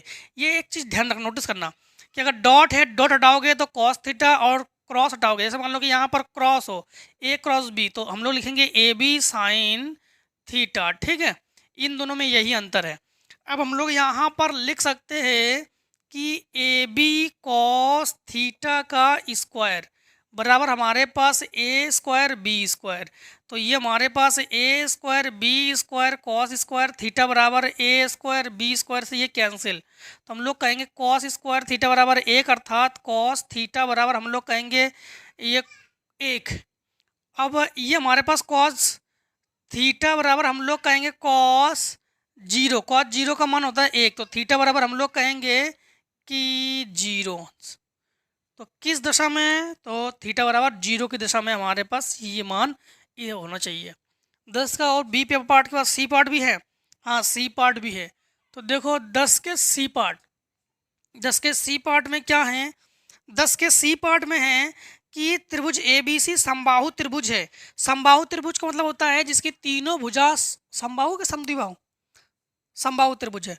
समबाहु त्रिभुज का मतलब है जिसकी तीनों भुजा आपस में बराबर हो और प्रत्येक कोण 60 अंश हो, उसे समबाहु त्रिभुज कहते हैं। ठीक, समबाहु त्रिभुज कहते हैं। हाँ, ए बी सी, ए बी तथा एवं बी सी एकक सदिश हो ए बी, तो ए बी बराबर भी एक और बी सी वेक्टर बराबर भी एक। एकक सदिश का मतलब होता है जिसका मान हो एक। ठीक, समबाहु त्रिभुज किसे कहते हैं? जिसका प्रत्येक कोण कितने अंश का हो? 60 अंश का हो। और इसके बाद हम लोग कहते हैं कि सभी भुजा बराबर हो, उसे हम लोग क्या कहते हैं? समबाहु त्रिभुज। ए बी और बी सी एक इसलिए है क्योंकि एकक सदिश है। इसके बाद हम लोग जो है इनको ज्ञात करके देने वाले हैं कि A B plus B C, ठीक, mod A B vector plus B C vector का मान जो है इन्हें ज्ञात करके देने वाले। माड वाले में हमेशा होल स्क्वायर किया करो। ठीक, माड वाले में तो हम लोग जानते हैं कि फार्मूले के मुताबिक A B vector plus B C vector का हम लोग होल स्क्वायर खोलेंगे। तो होल स्क्वायर के मुताबिक हम लोग लिखेंगे ए बी का whole square plus B C का whole square plus 2 A B vector और डॉट बी सी वेक्टर। ठीक, अब यहाँ पर इन दोनों का मान एक, तो हम लिखेंगे A B plus B C का होल स्क्वायर बराबर एक प्लस एक, एक का वर्ग एक plus 2 A B vector dot B C vector. ठीक है, तो ये हो गया हमारे पास A B vector plus B C vector का होल स्क्वायर बराबर एक और एक दो plus 2 A B dot B C. इतना तो क्लियर है आप लोगों को। ठीक, अब जब हम लोग डॉट हटाते हैं तो हम लोग कॉस थीटा लेते हैं। अगर यहाँ पर डॉट हटाएंगे तो हम लोग क्या लेंगे? कॉस थीटा, जो कि यहाँ पर हम बता चुके हैं। यहाँ पर ए डॉट बी है, अगर डॉट हटाओगे तो कॉस थीटा लोगे और क्रॉस हटाओगे तो साइन थीटा लोगे। ये आप लोग ध्यान रखना। और कैसे? तो ऐसे। और साइन थीटा कैसे? तो आगे हम लोग 10.14 में 10.14 में जो हम लोग कल पढ़ने वाले हैं उसमें हम लोग देखेंगे। ठीक है, कि कैसे होता है ये, इसके बीच का कोण क्या है। यहाँ पर हम लोगों को कॉस थीटा, तो ए बी और बी सी, तो ए बी और बी सी इन दोनों के बीच जो कोण है उस कोण को चाहिए हमें। तो समझना है ए बी और बी सी, तो ए बी और बी सी के बीच जो ये कोण है एक, इस कोण को हमें चाहिए। और ये कोण कितने अंश का है? तो सब समझना बहिष्कोण प्रमेय से। तो हम लोग किस कोण की बात कर रहे हैं? बहिष्कोण प्रमेय से। अच्छा, बहिष्कोण प्रमेय का रूल्स क्या होता है जानते हो? कि जैसे अंदर के, बहि का मतलब बाहर, अंदर के कोणों का योग वो बाहर के कोणों के बराबर होना चाहिए। मतलब यहाँ समझना, जैसे मान लो कि एक त्रिभुज इस प्रकार से है और यहाँ का अल्फा, यहाँ का बीटा है और यहाँ का कोण हम लोग ज्ञात करने वाले हैं। तो यहाँ का कोण मान लो हम लोगों ने मान लिया गामा, तो गामा बराबर हमारे पास अल्फा प्लस बीटा। अंदर के कोणों का योग वो बाहर के कोण के बराबर होता है। अर्थात यहाँ पर जो कोण है वो 120 है। ए बी और बी सी ये दो 60 120। ठीक, 120। ये और ये भी कह सकते हो कि दो कोणों का तीसरी कोण ज्ञात करोगे 60 120 180 से घटा लोगे, तो ऐसा नहीं करेंगे। ठीक है, कि हम लोग यहाँ 180 से घटाएंगे, ऐसा नहीं। बहिष्कोण का मतलब होता है अंदर के कोण को जोड़ के बाहर के कोण को बराबर करते हैं।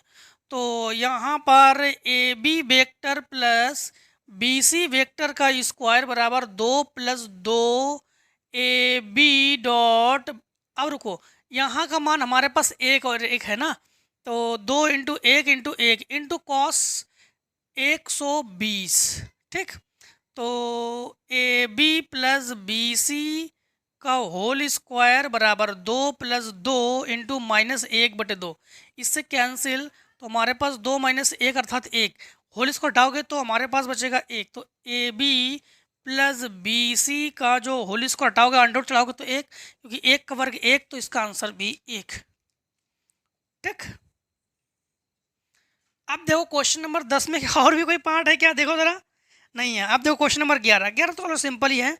11 में क्या है? 11 का ए पार्ट, 11 के ए पार्ट में है कि J dot I J cap dot I cap और इसके बाद है plus J dot J plus J dot J, ठीक, प्लस जे डॉट के, नहीं बाहर इसमें आई कैप है, बाहर इसमें आई कैप है और इसके बाहर जे कैप है, इसके बाहर जे कैप है और प्लस जे डॉट के, जे डॉट के आई जे के, फिर बाहर के हैं के बराबर जे कैप, बाहर के कैप है बराबर जे कैप, जे कैप है क्या, हाँ जे कैप को हम लोग प्रूफ करेंगे तो हम लोग LHS ले लेंगे, ठीक, LHS ले लेंगे। अब हम लोग जानते समझना आई आई एक, जे जे एक, के एक, मतलब समझना हम लोग आई डॉट आई करेंगे तो उसका मान एक, जे डॉट जे करेंगे तो उसका मान एक और के डॉट के करेंगे तो उसका मान एक। अदरवाइज अगर हम लोग के डॉट आई करते हैं, किसी अदर को करते हैं तो वो मान फिर हमारे पास 0 हो जाता है, ठीक। तो यहाँ पर समझना ये जे डॉट आई है, इसका मतलब हुआ है हमारे पास 0, ठीक, क्या हो गया 0, तो 0 इंटू आई कैप ये प्लस ये जे जो है हमारे पास हुआ एक, तो 1 इंटू जे कैप ये, और ये 0 इंटू के कैप, अर्थात हमारे पास क्या बचा जे कैप, जे कैप तो बचा, तो यही हमारे पास आंसर हो गया। तुम लोग कहेंगे LHS बराबर RHS। इसके बी पार्ट में क्या है, बी पार्ट में है कि आई कैप बराबर I dot I, I cap बराबर I cap dot I cap, I cap dot I cap, बाहर भी आई कैप, ठीक। इसके बाद I J plus I cap dot J cap, बाहर J cap, plus I cap dot K cap, बाहर K cap, I cap dot K cap, बाहर K cap. यहाँ पर हम लोग कौन सा साइड ले लेंगे, हम लोग RH लेंगे, RHS, ठीक। तो यहाँ पर आई इंटू आई बना 1 इंटू आई कैप प्लस ये 0 इंटू जे कैप, ठीक, और प्लस ये हमारे पास डॉट लगा दो यहाँ पर, ये तो आप लोग फिर कहोगे क्रॉस है, ये आप लोग फिर क्रॉस कहोगे, ठीक है। तो यहाँ पर लगा दो डॉट, यहाँ पर लगा दो डॉट, ठीक, यहाँ पर लगा दो डॉट। अब यहाँ पर समझना, यहाँ पर ये हो गया 0 डॉट के कैप, तो हमारे पास क्या बचा आई कैप, तो ये हो गया आंसर। सी पार्ट में क्या है, सी पार्ट में है कि I dot J, I dot J बाहर के कैप, ठीक, बाहर के कैप, जे डॉट के, जे डॉट के बाहर आई कैप, बाहर आई कैप, प्लस के डॉट आई, के डॉट आई बाहर जे कैप बराबर 0, हम लोग ले लेंगे इसमें LHS, तो ये हो जाएगा हमारे पास इसका डॉट 0, इसका डॉट 0, इसका डॉट 0 बराबर 0, हम लोग कहेंगे आंसर। तो LHS बराबर RHS, बस ये हो गया। अब फटाफट इतने को शॉर्ट करो तो फिर आगे क्वेश्चन को सॉल्व करते हैं।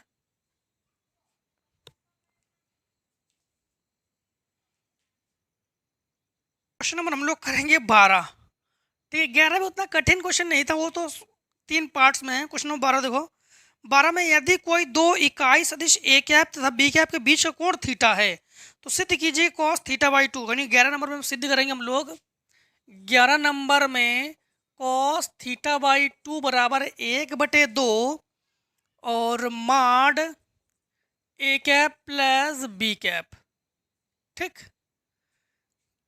अब देखो यहाँ पर इनका कहना है कि दो इकाई सदिश ए कैप और बी कैप के बीच का कोण, ए कैप और बी कैप के बीच का कोण थीटा है। मतलब समझना, सबसे पहली बात तो हमारे पास ए कैप और बी कैप जो है तो हम लोग एक काम करते हैं कि माड में ए कैप प्लस बी कैप का होल स्क्वायर, सूत्र जानते हैं हम लोग क्या होता है हमारे पास, माड ए कैप का square plus mod B cap का स्क्वायर और plus 2 A cap B cap.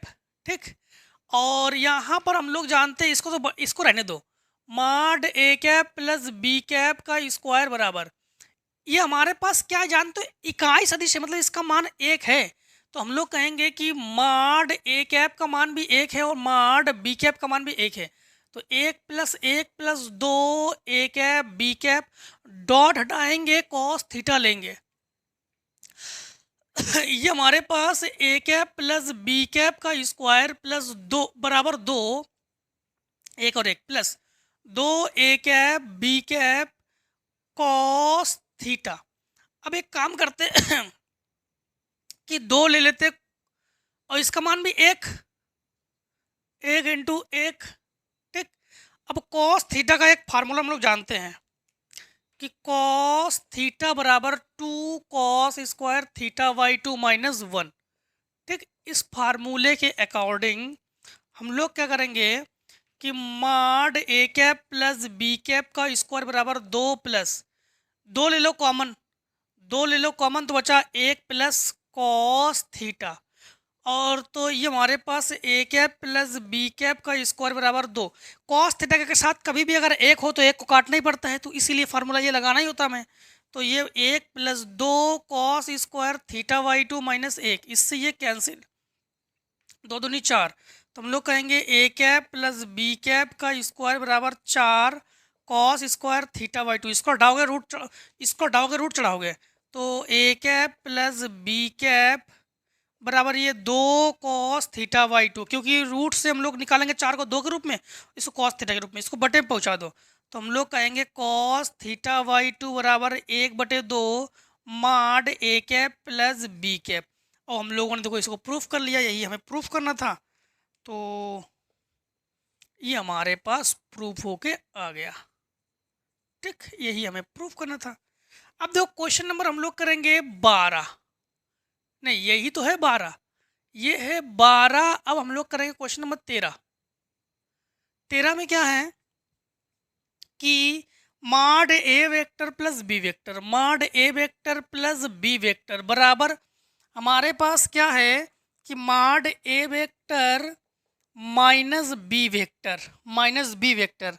तो दिखाइए कि ए वेक्टर था, बी वेक्टर पर उस पर लंब है, लंब होने पर ए और बी का गुणा होना चाहिए, उसका मान 0 आना चाहिए। मेरे देखो आपको बता दे कि लंब होने पर दोनों का, देखो ए वेक्टर बी वेक्टर लंब है, दोनों का गुणा, उसका आंसर 0 आना चाहिए। मतलब इसके दोनों पक्षों में वर्ग कर देंगे हम लोग, तो हम लोग कहेंगे दोनों पक्षों में वर्ग करने पर कभी भी अगर मान आ जाए तो दोनों बच्चों में वर्ग करते हैं। ये फर्स्ट ईयर से क्लास 11 से हम लोग सीख के आ रहे हैं, तो इसका डायरेक्टली होल स्क्वायर खोल रहे हैं हम। तो A square plus B square plus 2ab बराबर A square plus B square minus 2ab।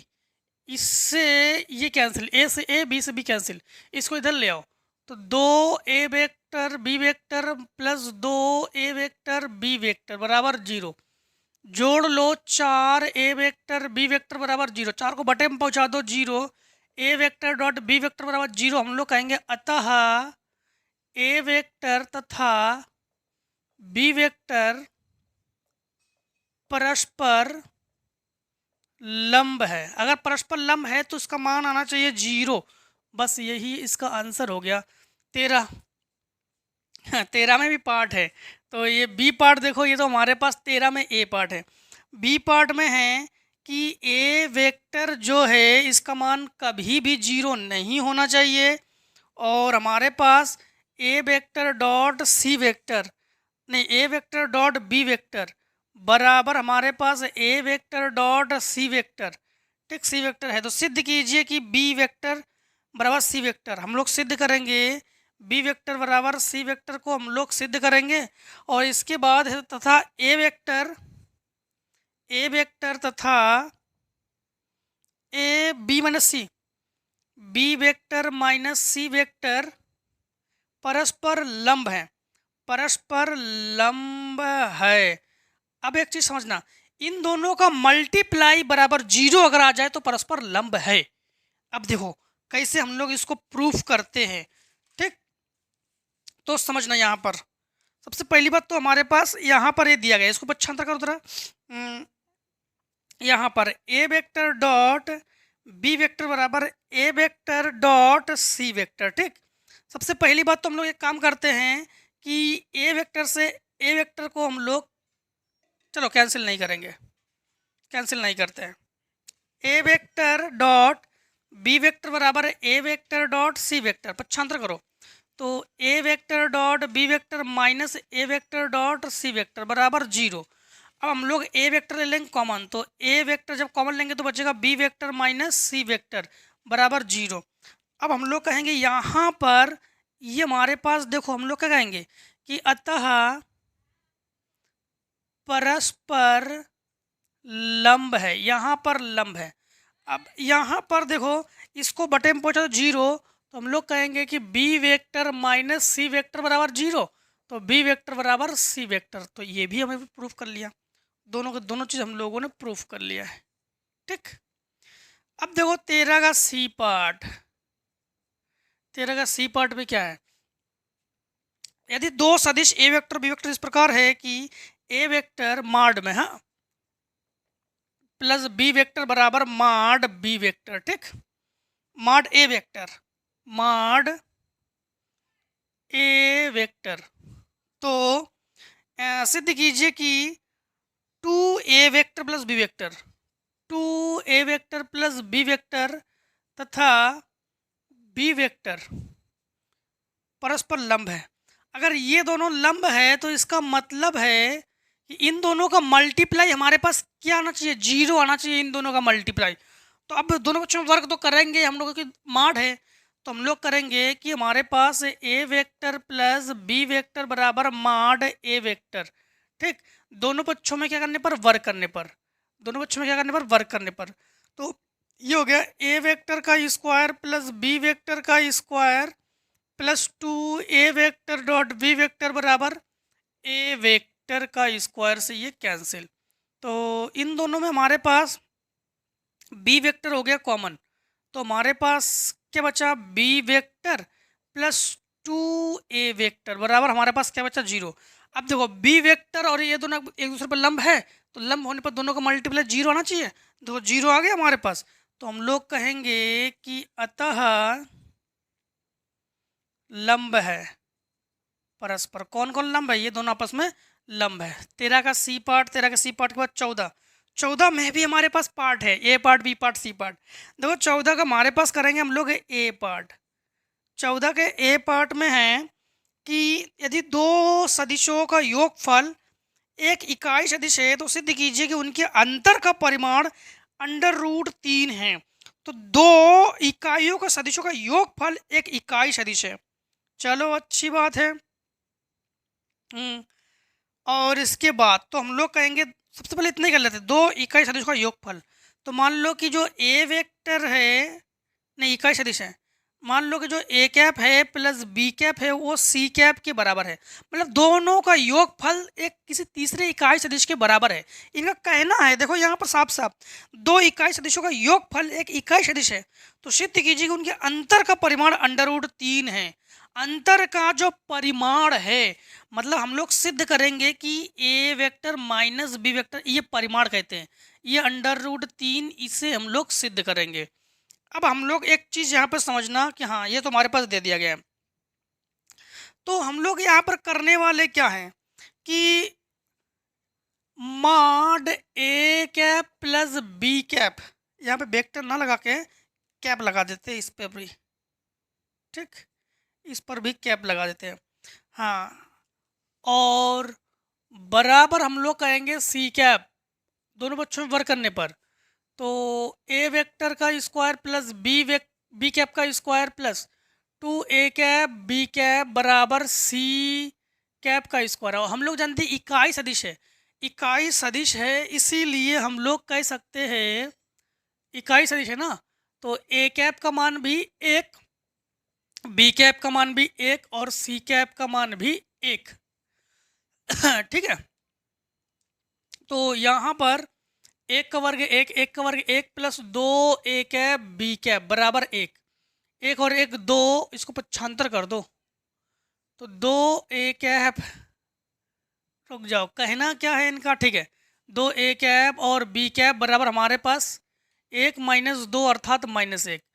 अब हम लोग कहेंगे कि इनका अंतर के लिए हम लोग क्या निकालेंगे, माड A cap minus B cap का होल स्क्वायर बराबर, हम लोग जब उसको होल स्क्वायर खोलेंगे, ठीक, तो ये हमारे पास माड ए कैप का स्क्वायर प्लस बी कैप का स्क्वायर और प्लस माड 2 ए कैप बी कैप, तो ये माड ए कैप माइनस माड बी कैप का स्क्वायर, इसका मान भी 1, इसका मान भी 1 और -2 इंटू इसका मान हमारे पास -1, तो ये माइनस माइनस प्लस 1, क्यों, पूरे का मान -1, तो पूरे का मान -1, तो ये ऑलरेडी माइनस है, माइनस माइनस प्लस, तो A cap minus B cap का स्क्वायर बराबर 3, इसको डाउन रूट चढ़ाओ तो हम लोग कहेंगे A cap minus B cap बराबर √3।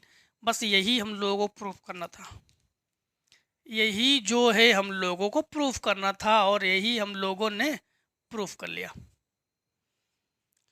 अब देखो 14 का भी पार्ट, 14 में भी हमारे पास देखो पार्ट है।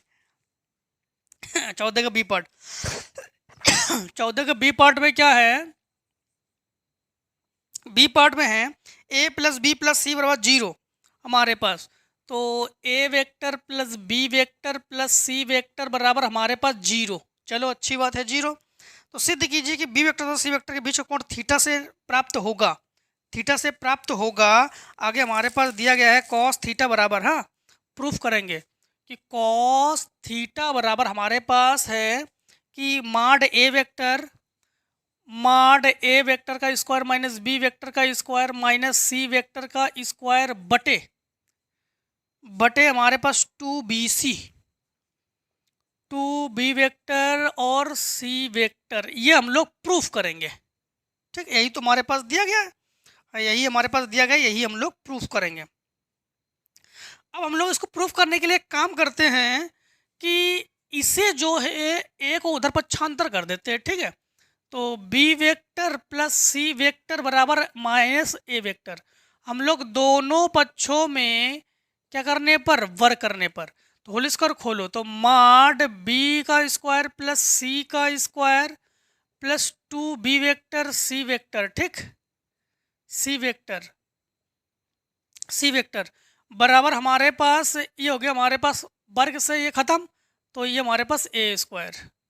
ठीक, अब समझना एक चीज़, यहाँ पर डॉट हटाएंगे, कॉस लेंगे और कॉस थीटा हम लोग दिखा चुके थे यहाँ पर कि इसको माड भी ले सकते हैं। मतलब कैसे, तो बी वेक्टर का माड का स्क्वायर प्लस सी वेक्टर का माड का square plus 2b vector C vector, इस पे माड लगा सकते हैं और कॉस थीटा बराबर ए वेक्टर का स्क्वायर, इन सबको उठाकर इधर पक्षांतर कर दो, तो 2b वेक्टर और सी वेक्टर कॉस थीटा बराबर A square minus B square और माइनस सी स्क्वायर, इसको बटे में पहुंचा दो तो हम लोग कहेंगे कॉस थीटा बराबर A square minus B square और माइनस सी स्क्वायर बटे 2bc। और यही दोस्तों जो है हमें प्रूफ करना था, तो इसी को जो है हम लोगों ने प्रूफ कर लिया, यही हम लोगों को प्रूफ करना था और यही हम लोगों ने प्रूफ कर लिया। अब देखो क्वेश्चन नंबर हम लोग करेंगे 15 नंबर। 15 नंबर से पहले दोस्तों शॉर्ट कर लो, और जो है हम लोग 15 करेंगे। 15 नंबर में है कि सदिश विधि से सिद्ध कीजिए कि जिस समांतर चतुर्भुज के विकर्ण बराबर है वह एक आयत है। जिस समांतर चतुर्भुज के विकर्ण बराबर है वो एक आयत है। आयत किसे कहते हैं, आयत कहते हैं जिसकी आमने सामने की भुजा बराबर हो और प्रत्येक भुजा 90 और आमने सामने की भुजा बराबर हो और प्रत्येक कोण जो है 90 अंश पर हो। 90 अंश का मतलब होता है लंब हो, लंब का मतलब होता है दोनों का मल्टीप्लाई 0 आना चाहिए। समझ गए ना आप लोग, समांतर चतुर्भुज के विकर्ण बराबर हो, अच्छी बात है, वो आयत हो। आयत किसे कहते हैं, जिसकी दो भुजा बराबर हो और प्रत्येक कोण 90 अंश हो। और 90 का मतलब क्या होता है, लंब, और लंब सिद्ध करने के लिए सदिश विधि में हम लोग दोनों का मल्टीप्लाई 0 लाते हैं। मतलब समझो, सवाल नंबर 15 है। सवाल नंबर 15 में है कि एक समांतर चतुर्भुज है ये, ठीक, और ये हमारे पास ए बी सी और डी, ये ए सी जो है ये विकर्ण है और बी डी जो है ये विकर्ण है, ठीक। और हमने मान लिया कि माना कि ए बी वेक्टर बराबर हमने ए वेक्टर, तो ये मान लिया ए वेक्टर, और ए डी वेक्टर बराबर हमने मान लिया बी वेक्टर, तो ये हो गया हमारे पास बी वेक्टर। अब समझना, एक विकर्ण हमारे पास ए सी है और एक विकर्ण हमारे पास बी डी है। तो सबसे पहले हम लोग देखो, ए से बी जाएंगे, बी से सी जाएंगे, ठीक, सी से डी जाएंगे, ठीक। और यहाँ पर समझना, तो फिर ये अगर ए डी, अब आयत किसे कहते हैं? आयत किसे कहते हैं? जिसकी प्रत्येक भुजा 90 अंश पर हो, जैसे ए बी सी डी, ठीक, ये आयत का विकर्ण है। अब यहाँ पर आयत प्रत्येक कोण 90 अंश हो, मतलब हमारे पास कोई भी दो कोण या दो भुजा का मान इंटू कर लेंगे हम लोग, तो उसका मान, जैसे मान लो कि ए और बी का हम लोग इंटू कर लेंगे, इसका मान अगर 0 आ जाए तो वो लंब है और इसका मतलब वो आयत है, ठीक। अब समझना हम लोग कैसे क्या करते हैं। अगर हमारे पास ये बी वेक्टर है तो ये भी बी वेक्टर है, ये ए वेक्टर है तो ये भी हमारे पास ए वेक्टर है।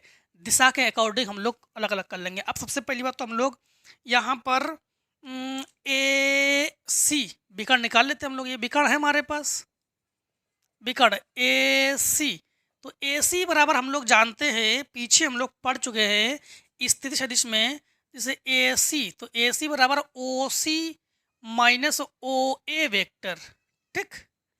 नहीं नहीं नहीं नहीं नहीं नहीं नहीं नहीं, नहीं, ऐसे नहीं करेंगे हम लोग, परिमाण वाले निकालेंगे, परिणाम। परिमाण क्या है कि हम लोग ए बी, तो ए बी का मतलब है कि हम लोग ए से बी जाएंगे, बी से सी जाएंगे और डायरेक्टली ए सी जाएंगे, तो हम लोग कहेंगे कि A B plus B C vector. तो ए सी वेक्टर बराबर ए बी हमारे पास क्या है? ए वेक्टर, और बी सी क्या है हमारे पास? B vector. अब हम लोग बी डी निकालते हैं, तो विकर्ण विकर्ण B D vector, B D. अब समझना, बी डी, एक जाएंगे हम लोग बी सी, फिर एक जाएंगे हम लोग, एक जाएंगे बी सी जाएंगे, ठीक।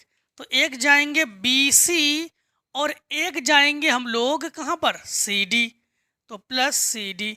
लेकिन यहाँ पर एक चीज़ आप लोगों को ये समझनी है कि इसमें भी हम लोग ऊपर की ओर जा रहे हैं, इसमें भी ऊपर की ओर जा रहे हैं, तो दोनों दोनों समान चिन्ह, इसमें इधर की ओर जा रहे हैं, इसमें इधर की ओर जा रहे हैं, तो ये हमारे पास असमान चिन्ह, मतलब इसको माइनस कर देंगे। तो हम लोग कहेंगे कि बी डी वेक्टर बराबर बी सी हमारे पास क्या है? बी वेक्टर, और माइनस ये हमारे पास ए वेक्टर। अब इनका कहना ही है, देखो इसमें बुक में साफ साफ है कि चतुर्भुज के विकर्ण बराबर है, विकर्ण बराबर है, तो हम लोग यहाँ से लगा देंगे प्रश्नानुसार। क्या लगा देंगे? प्रश्नानुसार। क्या है? विकर्ण बराबर है, विकर्ण जो है ये बराबर है, ठीक। तो समझना, विकर्ण बराबर का मतलब हो गया हमारे पास ए सी जो है वो बी सी के बराबर है। तो ए सी हमारे पास क्या है? A vector plus B vector बराबर बी सी क्या है? B vector minus A vector. दोनों पक्षों में वर्ग करने पर, क्या करने पर? वर्ग करने पर, ठीक। दोनों पक्षों में क्या करने पर? वर्ग करने पर।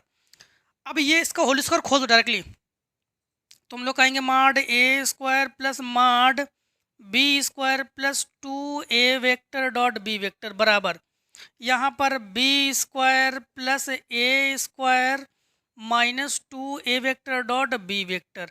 ए से ए कैंसिल, बी से बी कैंसिल, इसको इधर ले आओ तो ये हो जाएगा 4 ए वेक्टर डॉट बी वेक्टर बराबर 0। अर्थात हम लोग कहेंगे ए वेक्टर डॉट बी वेक्टर बराबर 0। तो हम लोग कहेंगे कि ए वेक्टर का मतलब क्या हो गया हमारे पास? A B. तो हम लोग कहेंगे ए बी डॉट, ये हमारे पास बी क्या है? ए डी, तो हम लोग कहेंगे ए डी बराबर हमारे पास क्या है? 0। तो हम लोग कहेंगे ए बी, ठीक, ए बी। तो हम लोग कहेंगे अतः यह एक आयत है। ठीक, आयत का मतलब हो गया है 0 आया है, लंब है, 90 अंश होना चाहिए, तभी तो लंब होंगे। तो ए बी ए डी 0 है, लंब है, मतलब आयत है। अब देखो सवाल नंबर हम लोग कहेंगे 16। 16 नंबर के 16 में भी 3 पार्ट हैं, ए बी सी। हाँ, 16 के ए पार्ट में है कि सदिश विधि से सिद्ध कीजिए कि समांतर चतुर्भुज के विकर्ण एक दूसरे को सम चतुर्भुज के विकर्ण एक दूसरे को समकोण पर समद्विभाजित करते हैं। सम चतुर्भुज किसे कहते हैं? जिस सम मतलब बराबर, चतुर्भुज में चतुर्भुज जिसके चारों भुजा बराबर हो, लगभग वो वर्ग भी तो होता है। तो सम चतुर्भुज के विकर्ण परस्पर समकोण पर काटते हैं। समकोण का मतलब होता है 90 अंश, 90 अंश का मतलब होता है दो भुजा का मान, मतलब इस प्रकार से 0 आ जाए तो लंब भी है, समकोण भी है, समकोण काटते भी है। ठीक है, तो इसमें ए पार्ट और बी पार्ट में है कि समकोण काटते हैं, नहीं, ए पार्ट में समद्विभाजित करते हैं, बी पार्ट में है समकोण काटते हैं, सी पार्ट में लंब है। मतलब हमारे पास खेल क्या है, अगर ये 0 आ जाए तो, अगर 0 आ जाए तो और समकोण भी काटेंगे और लंब भी है। मतलब बी तो हमारे पास बी और सी क्लियर है। ए पार्ट को प्रूफ करेंगे हम लोग, मतलब समझना। सबसे पहली बात तो सम चतुर्भुज बना लो एक। ठीक, एक सम चतुर्भुज बना लेते हैं, A B C and D. ये हमारे पास विकर्ण है। ठीक, ये हमारे पास क्या है, विकर्ण है। अब यहाँ पर समझना कि प्रतिच्छेद बिंदु ओ लिखो। अब हम लोग एक काम करते हैं कि सबसे पहला कंडीशन इनका कहना है कि सदिश विधि से सिद्ध कीजिए समचतुर्भुज के विकर्ण एक दूसरे को समकोण पर समद्विभाजित करते हैं। समद्विभाजित करते हैं, सबसे पहली बात तो इसी को लेते हैं। तो समझना, सबसे पहली बात तो जैसे बी डी ए ऐसे लेते हैं, बी डी ए, तो यहाँ पर समद्विभाजित है कि नहीं है, आपको दिखा रहे, बी डी ए। ये देखो, ये ए है, ये बी है, और ये डी है, ये ओ है। देखो समद्विभाजित है यहाँ पर, समद्विभाजित। तो इसको हम लोग दिखाएंगे। तो दिखाएंगे कैसे, समझना। सबसे पहली बात तो हम लोग जानते हैं कि मध्य बिंदु के नियम से, कि जैसे मान लो कि ओ ए वेक्टर जो स्थिति सदिश है, ओ ए वेक्टर। अब ओ ए वेक्टर जो है, सपोज करो कि हम लोग अगर पहले मान लेते हैं, फिर समझ में आएगा। पहले मान लेते हैं कि पहले माना ए बी वेक्टर बराबर ए वेक्टर। ठीक, ए बी वेक्टर और ए वेक्टर, और ए बी ए डी, और ए डी वेक्टर बराबर हम लोग मान लिए डी वेक्टर। तो यहाँ से ये हमारे पास ए वेक्टर, यहाँ से हमारे पास ये बी वेक्टर। ठीक, ये हमारे पास क्या हो गया, बी वेक्टर। अब हम लोग निकालेंगे ओ ए। तो ओ ए वेक्टर बराबर हमारे पास A vector plus B vector बटे 2। अब निकालेंगे, देखो हमारे पास ओ ए के बाद ओ बी, तो ओ बी वेक्टर। अब समझना, O A vector O B vector, तब भी हमारे पास क्या हो जाएगा, A vector plus B vector बटे 2। अभी रुक जाओ, समझा रहे, दोनों आपस में बराबर है, तो हम लोग कहेंगे कि ओ ए वेक्टर बराबर ओ बी वेक्टर, अर्थात सम द्विभाजित करते हैं। ठीक, इतना तो हम लोगों ने मध्य बिंदु के नियम से दिखा दिया। अब यहाँ पर समझना आप लोग, फिर से वही नियम इसी तरह 15 नंबर की तरह फिर से सेम टू सेम हम लोग लगाएंगे। यहाँ पर इसको ऐसे दिखा दो, इसको ऐसे दिखा दो, ठीक, और इसे ऐसे दिखा दो, तो मतलब ये माइनस ए और ये बी। ठीक है, अब समझना, अब हम लोग सबसे पहले ए सी निकालेंगे। तो ए सी जब निकालेंगे तो आपको पता है कि ए से बी जाएंगे तो ए वेक्टर, प्लस हम लोग बी से सी जाएंगे तो बी वेक्टर। अब निकालेंगे हम लोग बी डी, तो बी डी सबसे पहले हम लोग बी डी जाएंगे, तो यूँ जाएंगे ना, तो सबसे पहले ये जाएंगे B vector minus A vector. अब हमारे पास ये हम लोगों ने ए पार्ट को प्रूफ किया है, ये हम लोगों ने। अब ये हमारे पास बी पार्ट और सी पार्ट दोनों एक साथ प्रूफ करें, ध्यान रखना। तो यहाँ पर हम लोग कहेंगे, अब समचतुर्भुज है, ये क्या है, समचतुर्भुज। अब समचतुर्भुज किसे कहते जानते हो, जिसकी जैसे ए बी बराबर बी सी बराबर सी A B C C D और बराबर डी ए या ए डी, सभी अगर आपस में बराबर हो तथा विकर्ण ए सी और ए सी और बी डी अगर ये सब बराबर हो, चारों भुजाएं बराबर हो, विकर्ण बराबर हो, उसे समचतुर्भुज कहते हैं। तो इसमें विकर्ण बराबर है इसलिए विकर्ण बराबर ले रहे हैं हम लोग, ठीक है। विकर्ण बराबर ले रहे हैं हम लोग, तो हम लोग कहेंगे कि ए सी और बराबर हम लोग कहेंगे बी डी वेक्टर, ठीक। तो हमारे पास जब इसको हम लोग सॉल्व करेंगे तो ए सी और बी डी, ये देखो हम लोग प्रूफ कर चुके हैं, सब कुछ ऐसे ही सॉल्व करना है यहाँ पर। तो हम लोग कहेंगे कि यहाँ पर हल कैसे करोगे, देखो यहाँ से ऐसे हल करोगे इतना, हाँ। हल करने पर हम लोग देखते हैं कि A vector dot B vector बराबर हमारे पास क्या आ जाएगा 0। तो हम लोग कहेंगे अतः यह समकोण तथा समकोण काटते हैं, यही तो कहना ना, हाँ, समकोण पर काटते हैं तथा परस्पर लंब है, दोनों है, समकोण पर भी काटते हैं और परस्पर लंब भी है। क्वेश्चन नंबर देखो अब आप लोग 17, ठीक। 17 को देखो, 17 में क्या है, 17 देखो लॉन्ग वीडियो है और कोई ज़रूरी नहीं है कि आप लोग इकट्ठा एक साथ देखो। मैराथन क्लास से आप लोग धीरे धीरे देखो, आराम से देखो।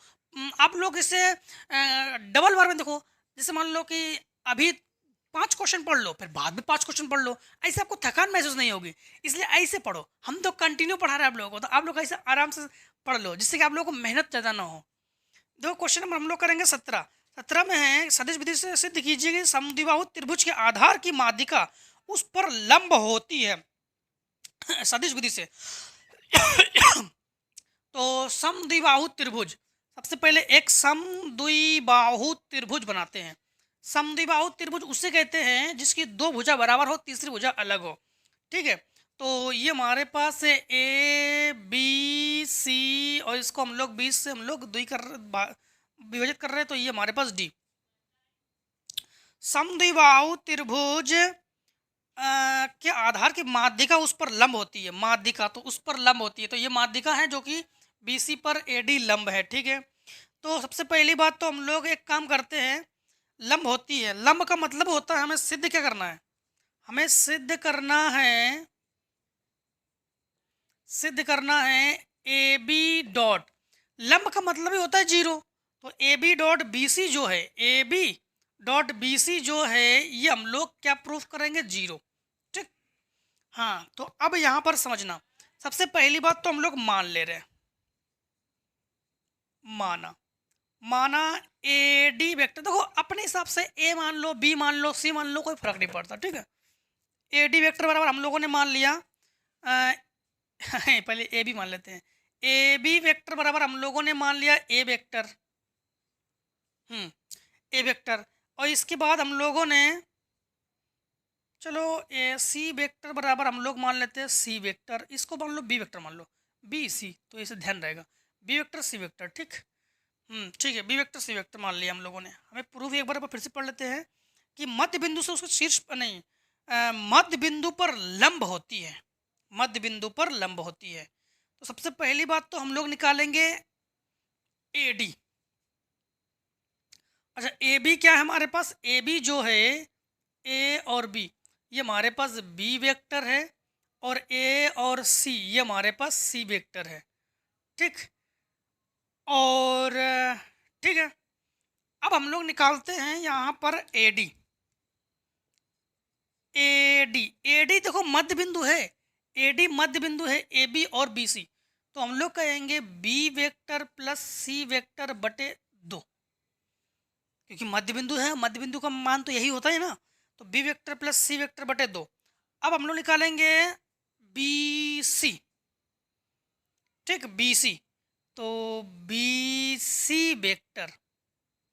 अब एक चीज हमें यहाँ पर ध्यान में रखनी है हमें कि BC क्या हमारे पास है, तो बी सी तो हमारे पास नहीं है, तो बी सी हम लोग कैसे निकालेंगे? बी सी तो बी डी और डी सी मतलब माइनस बी प्लस सी। अगर ऐसे B C minus B plus C, ठीक है, माइनस बी प्लस सी। अब बी सी माइनस, अगर इधर से आएंगे इधर से, ठीक है। अब एक चीज़ ध्यान रखना कि यहाँ पर हमें ए बी, और दोस्तों यहाँ पर लंब वाले में यहाँ पर ए डी लिखो, यहाँ पर ए डी लिखो। अब ए डी की जगह हम लोग क्या लिखेंगे? बी प्लस सी बटे दो, बी प्लस सी बटे दो, ठीक। और बी सी की जगह लिखेंगे सी माइनस बी बराबर हम लोग क्या करेंगे? जीरो।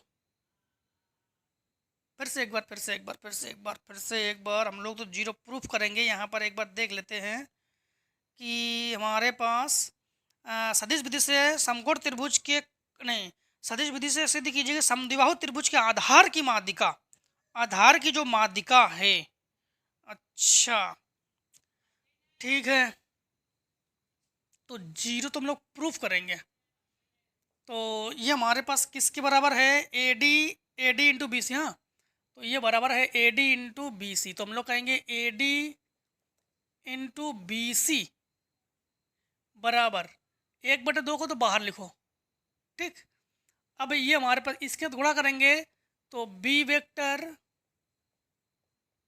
डॉट सी वेक्टर, इसके साथ गुणा करेंगे तो माइनस मॉड बी वेक्टर का स्क्वायर, इसके साथ गुणा करेंगे तो प्लस सी वेक्टर का मॉड स्क्वायर, और minus B vector C vector, ठीक। इससे ये कैंसिल, तो हम लोग कहेंगे कि A D minus B C vector बराबर 1/2।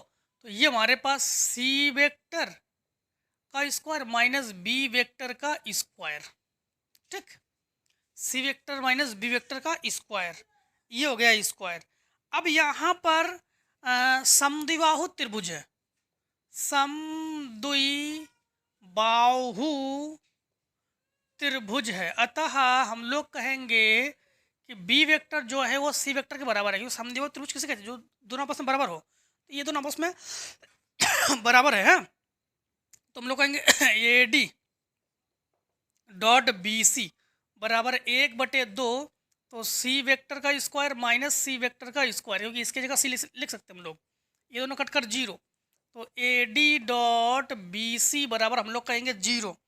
और इसी प्रकार हम लोग कहेंगे कि अतः क्या है कि एक दूसरे मतलब किस पर मध्य बिंदु माध्यिका पर लंब होती है, तो हम लोग कहेंगे अतः माध्यिका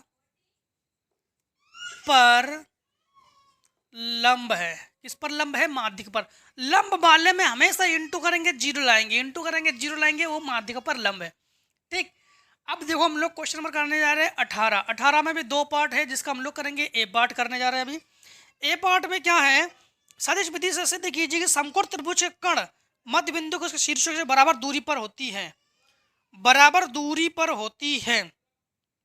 देखो समकोण त्रिभुज पर जो समकोण त्रिभुज बना लो, एक समकोण त्रिभुज यू बना लेंगे, ठीक। समकोण त्रिभुज जिसका एक कोण 90 अंश का हो, हाँ, समकोण त्रिभुज। तो हम लोग कहेंगे इस पर ए, ये बी और ये सी। अब इनका कहना क्या है ये भी देख लेते हैं कि सदिश विधि से सिद्ध कीजिए कि समकोण त्रिभुज का कण मध्य बिंदु के उसके शीर्षों पर बराबर दूरी पर होता है, ठीक। बराबर दूरी पर मतलब समझना, अगर हम लोग यहाँ पर मध्य बिंदु, अगर यहाँ पर एक मध्य बिंदु लेते हैं, ठीक, ये ले लिया मध्य बिंदु, यहाँ पर नाम दे दो इसका डी, नाम दे दिया डी। अब यहाँ पर हम लोगों ने मान लिया कि ये हमारे पास ए वेक्टर है, ये हमारे पास बी वेक्टर है, और ये हमारे पास सी वेक्टर है, ठीक है। तो ये हम लोगों ने मान लिया कि माना ए डी वेक्टर बराबर A vector, C D vector बराबर सी वेक्टर, और डी वी वेक्टर या बी डी वेक्टर बराबर बी वेक्टर, ये तो हम लोगों ने मान लिया, ठीक है। सवाल को एक बार फिर पढ़ते हैं। सदिश विधि से सिद्ध कीजिए कि समकोण त्रिभुज के कण का मध्य बिंदु, तो कण का मध्य बिंदु ले लिया हम लोगों ने, कण का मध्य बिंदु, और उसके शीर्षों से बराबर दूरी पर होता है, शीर्षों से बराबर दूरी पर होता है। चलो, शीर्षों से बराबर दूरी पर होता है मतलब हमें सिद्ध करना है, हम लोग सिद्ध करेंगे कि ओ ए बराबर ओ बी बराबर ओ सी। ठीक, ओ ए बराबर ओ बी बराबर ओ सी। अब ओ ए ओ बी ओ सी तो हम लोगों ने मान लिया है, ओ तो लिया ही नहीं, यहाँ पर ओ ले लो, यहाँ पर ओ ले लो, तो ओ ए ओ बी और ओ सी। ठीक, अब देखो यहाँ पर समकोण त्रिभुज के बराबर दूरी पर होता है। ठीक है, अब हम लोग एक काम करते हैं, जो ए बी है वेक्टर और डॉट ए सी वेक्टर है, इसके बराबर 0 ले सकते हैं। ए बी और ए नहीं, ए बी और बी सी 0 इसलिए ले सकते हैं क्योंकि ये परस्पर लंब है, लंब हम लोग तो लंब है इसीलिए इसके 0 ले सकते हैं। और ए बी बराबर हम लोग जानते हैं कि क्या होता है हमारे पास, ओ बी माइनस ओ ए, और ये होता है हमारे पास ओ सी माइनस ओ बी, और बराबर 0। अब यहाँ पर समझना, लंब है इसलिए अब ये हम लोग सिद्ध करेंगे। तो ओ बी का मान हमारे पास क्या है, ओ बी का मान हमारे पास है बी वेक्टर, तो बी वेक्टर माइनस ओ ए का मान हमारे पास क्या है, ए वेक्टर, तो हम लोग कहेंगे ए वेक्टर, और ओ सी का मान है C vector minus B vector, बराबर हमारे पास 0। अब मल्टीप्लाई करेंगे, जब मल्टीप्लाई करेंगे तो बी सी, तो ये हो गया हमारे पास B vector dot C vector. ठीक, और इसके बाद माइनस बी का स्क्वायर, फिर माइनस ए सी, तो ए सी, फिर minus minus plus A B बराबर 0। ठीक, बराबर 0। और कुछ कहना है इनका? ठीक है, अब यहाँ पर समझना कि हम लोग यहाँ पर क्या करने वाले हैं। यहाँ पर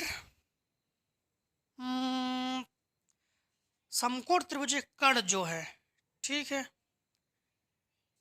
ए, अब एक चीज यहाँ पर समझना, हम लोग इसका डायरेक्शन लेते हैं, तो ओ ए ओ सी ओ बी। अब देखो ओ ए जो है, ओ ए और ओ सी बराबर है लेकिन इनकी दिशा अलग अलग है, तो हम लोग कहेंगे यहाँ पर कि ए वेक्टर जो है ये माइनस सी वेक्टर के बराबर है। देखो यहाँ पर ए वेक्टर माइनस सी वेक्टर के बराबर, दिशा अलग अलग है, तो एक काम करते हैं, तो बी सी को तो बी सी लिखते हैं हम लोग, ठीक, माइनस बी वेक्टर को बी वेक्टर लिखते हैं हम लोग, और माइनस ए की जगह हम लोग माइनस सी कर सकते हैं, ए की जगह माइनस सी कर सकते हैं, तो प्लस ये हो जाएगा प्लस सी का स्क्वायर। ठीक, और ए की जगह माइनस सी कर सकते हैं, तो माइनस हम लोग कहेंगे बी सी बराबर 0, ये बी सी कैंसिल, सी को पहले लिखो, तो सी स्क्वायर और इसको पक्षांतर कर दो, बराबर बी स्क्वायर, स्क्वायर से स्क्वायर घातों की तुलना कर लेंगे, तो हम लोग कहेंगे बी वेक्टर बराबर सी वेक्टर। अब बी वेक्टर जो है वो किसके बराबर है, वो सी वेक्टर के बराबर है। ठीक, बी वेक्टर जो है वो किसके बराबर है, सी वेक्टर के बराबर है। अब यहाँ पर हम लोग देख पा रहे हैं कि ए वेक्टर जो है इसके माइनस के बराबर है, यही तो हम लोगों को प्रूफ करना था। ठीक है, अब यहाँ पर समझना, सी हमारे पास बी वेक्टर के बराबर हुआ, तो हाँ ठीक, अब थोड़ा समझना इसको, बी वेक्टर जो हमारे पास क्या है, बी वेक्टर जो हमारे पास है ओ बी वेक्टर, तो हम लोग कहेंगे ओ बी वेक्टर बराबर ओ सी वेक्टर। अब इनका भी कहना यही था, मध्य बिंदु शीर्षों से दूरियां बराबर पर होती है, दूरियां। अब यहाँ पर आप लोग देखोगे तो जो सी वेक्टर है वो ए वेक्टर के बराबर है, तो माइनस, लेकिन थोड़ा सा अंतर है ना, तो अंतर तो होना ही चाहिए यहाँ पर, तो हम लोग कहेंगे कि अतः ये जो दोनों बराबर है, ये बराबर है, और ये थोड़ा सा अंतर है, माइनस का अंतर है, तो हम लोग ये भी कह सकते हैं कि ओ ए वेक्टर बराबर ओ बी वेक्टर बराबर ओ सी वेक्टर। अगर यहाँ पर केवल माइनस का अंतर है, ठीक, तो तीनों आपस में बराबर है, क्योंकि थोड़ा तो अंतर होना ही चाहिए क्योंकि ये समकोण त्रिभुज है। तो हम लोग कहेंगे अतः बराबर दूरियों पर है, तो बराबर दूरी पर है। अब एक चीज यहाँ पर समझना, बी पार्ट में क्या है, बी पार्ट में सदिश विधि से सिद्ध कीजिए समकोण त्रिभुज तीनों शीर्षों से होकर जाने वाले वृत्त का केंद्र मध्य बिंदु पर होता है। सेम टू सेम ऐसे करोगे, केवल उसमें करना क्या है, आपको आपको बता देते हैं कि उसमें करना ये है कि एक वृत्त बनाओगे और सेम टू सेम यही चित्र है, ठीक, सेम टू सेम यही चित्र है। यहाँ पर ए, यहाँ पर बी, यहाँ पर ओ और यहाँ पर सी, यहाँ पर ए वेक्टर, यहाँ पर बी वेक्टर और यहाँ पर बी वेक्टर और यहाँ पर सी वेक्टर, ठीक। और सेम टू सेम ऐसे ही सेम प्रूफ करोगे, यहाँ पर सेम प्रूफ करोगे बी पार्ट, ठीक, बी पार्ट को सेम ऐसे ही प्रूफ करोगे और पूरा का पूरा यहीं तक हल करोगे, आपका हल हो जाएगा, ठीक। दोस्तों आज हम लोगों ने 10.13 को कम्प्लीटली खत्म किया है। एक दो क्वेश्चन जहाँ पर आपको डाउट लगे या स्पीड में पढ़ा दिया होगा या कुछ डाउट हो तो वहाँ पर आप लोग दोबारा जरूर देख लेना, और कम से कम वीडियो को तो दो दो बार देखा करो, जिससे कि आप लोगों को पूरा का पूरा कॉन्सेप्ट क्लियर हो जाए, और बिना देखे इसको लगाया करो, सॉल्व किया करो, जिससे कि आप लोगों को पूरा का पूरा चैप्टर आपके समझ में आ जाए। स्टार्टिंग से पढ़ा करो जिससे कि आपको एकदम से क्वेश्चन क्लियर हो जाए, ठीक है। दोस्तों आज की वीडियो में इतना ही करते हैं, हम लोग मिलेंगे नेक्स्ट वीडियो। दोस्तों जय हिंद जय भारत, आप लोग स्वस्थ रहिए, मस्त रहिए और हर एक एक्सरसाइज इस प्रकार से मिलते जरूर रहिए, अनसॉल्व की भी तैयारी करते रहिए, ठीक है। तो टेक ए स्क्रीनशॉट।